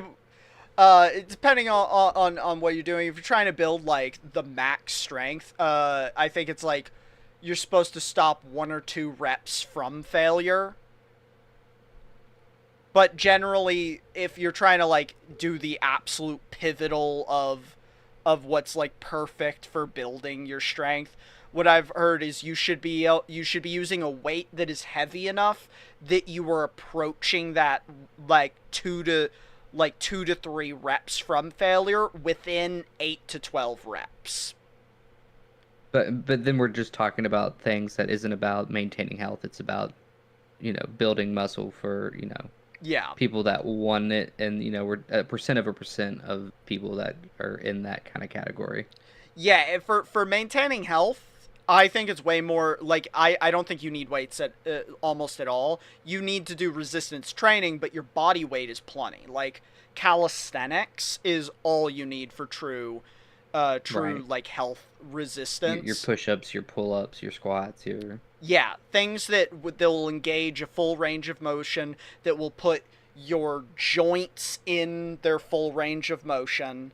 Anything that's doing that is going to be like, yeah, definitely the peak for, or the only thing required for maintaining longevity and health for your body is yeah. You see those guys that are crazy at just do pull-ups all day, and they have probably the most chiseled physique you can get. Oh yeah. Like if you just want to look chiseled too, like yeah. Honestly, yeah, maximizing strength training. I mean, hell, like you're probably not even gonna look different because it's weird how that shit works. Is like you'll be strong as fuck and look exactly the same. Well, it's just, it's no longer attractive when you can't touch your shoulder. You know what I mean? Yeah, I mean, well, anyone blowing up like that, they're on gear. Because you look at Olympic athletes, and it's like, unless you see them in good lighting and naked, they look like regular people almost all the time, with the exception of like not oiled gymnasts. up and having a spotlight put on them. Yeah, with like the exception of like gymnasts, they all just look regular. And I only say gymnasts because male gymnasts have like the biggest goddamn biceps I've ever seen. Yeah, that pommel horse kid with the glasses was crazy. Yeah, I mean, like you look at the like Olympic wrestlers, and they look like twinks compared to the gymnasts. Yeah, I mean, you could walk by an Olympic swimmer and not look twice. You know what I mean? Exactly. Honestly, even the wrestlers and those. I mean, mostly because those wrestlers, like all their powers coming out of their fucking ass and abs. Well, in that sport is mostly strategy than it is just pure strength. Yeah. Yeah, I mean, yeah, they have to be able to grapple, but yeah, it's like, for them, it's honestly, like, giga endurance, like, that's some VO2 maxing, like, the explosive heart-pounding endurance that you'd have to engage with to not immediately get gassed out. Yeah, at a certain point, you're shortening your life when you work out that hard. Yeah, I mean, definitely for bodybuilders. For bodybuilders, without a doubt, they're shortening their lives. I mean, we even see it. Most bodybuilders are dropping dead in their 50s to 60s. Yeah, I mean, look where what Ronnie Coleman is at. Yeah. In that unhealthy obsession. Like, yeah. He's barely hanging on. Definitely, if we're looking at, like, if we're looking at the sports that actually... Fuck, there's not actually many sports where the people in them are healthy. I mean, if they're not on gear, baseball players stay relatively healthy because that's not impacting their bodies like football players are. I don't know. Baseball players play such a high volume of games that it's more like a wear thing on their bodies. Their knees and elbows disintegrate. But I don't know if they're doing much more wear than, like you said, like someone who's just running, 5 miles every day. Yeah, like distance runners are disintegrating themselves. The short distance runners, they're probably like really like the track run, like the short, the like 100 meter, 200 the relay meter, racers and such, people that race on an actual track. Yeah, the ones that they're like at most running for like 10 minutes. Yeah, it's like, I think 2.5 kilometers is like the highest that goes. Yeah, those people are fucking crazy healthy, actually, because, like, yeah, they're all crazy because they got to stay thin. They can't, you don't want to bulk up muscle when you're trying to be aerodynamic. Yeah. I think tennis players are all pretty fucking healthy, too. Honestly, all the swimmers are, too. Swimmers are pretty damn healthy. I mean, because they are just practicing resistance training the entire time they're engaging in their sport. It's true. They're getting full cardio and full body resistance training the entire time. Swimmers are probably the healthiest group. And again, not muscular people. They're just toned. Yeah. Yeah, for sure. Like you said, they'd have the same amount of like actual like practical strength that a bodybuilder has with half the size of their actual bicep. Oh, yeah. Fucking, we've seen it too, like, another one that's, like, a lot of the, like, competitive rock climbers. Oh, yeah, those guys are... And mostly the ones I see are the ones that are in, like, Alex Honnold's group, and those are, like, a cream of the crop style people, but it's still wild to see them perform such crazy feats of strength with, like, their 2 index fingers. Oh, yeah.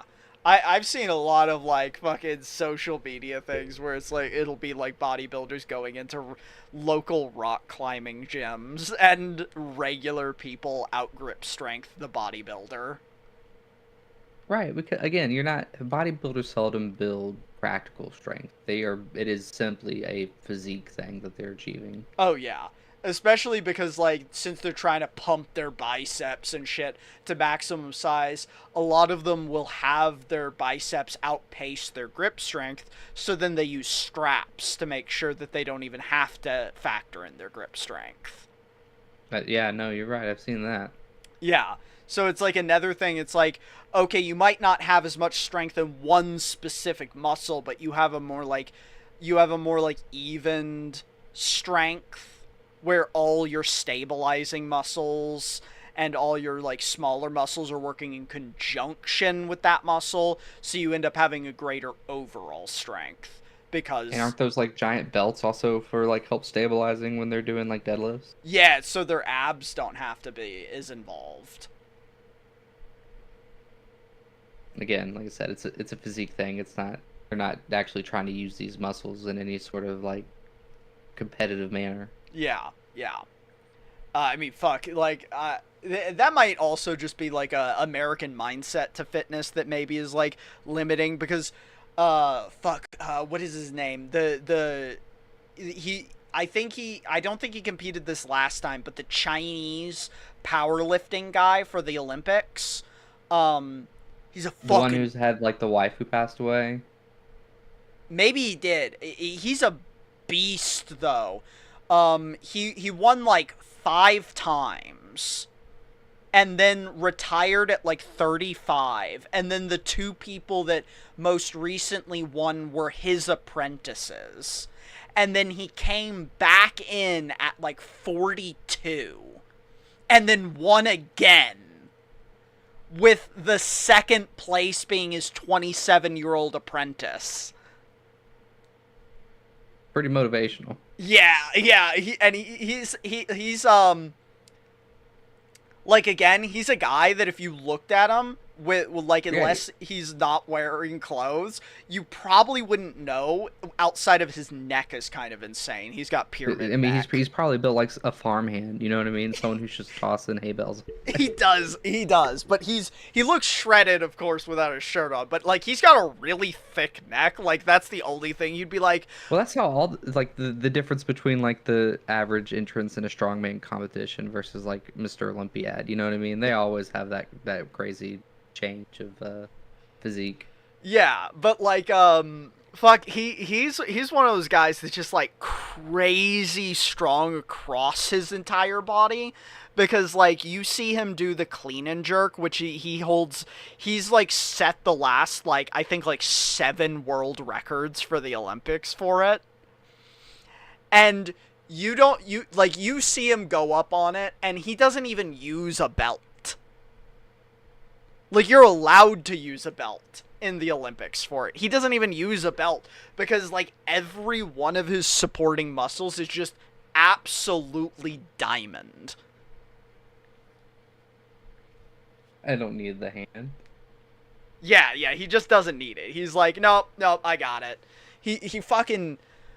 He's honestly inspiring. He's kind of a weirdo though. I watched a documentary and he talks about like how he was so fucking bad at school that he knew the only thing he'd be able to do is if he became a good athlete, but he was bad at all the sports, so he just started picking things up in the gym, and then someone pointed out that he was really good at picking things up over his head. Which is just it's such a funny backstory. Is like, I sucked at everything and I was an idiot, but I could lift things over my head, and the guy in the gym said I was really good at lifting things over my head, so I was like, I guess I'll just keep lifting things over my head until he couldn't no more. It honestly sounds like a sitcom character backstory. No, this is definitely an Always Sunny bit. Yeah, yeah. He's like, I pick things up over my head real good. I'm just real good at it. And I'm not good at nothing else. Oh my god, it's real late. I've been chit-chatting forever. It's bedtime. Yeah, it's definitely bedtime. Night, Logan. Sweet dreams. Good night. Good night, stream. I can't believe I just sat here and talked about nothing. Like, just chit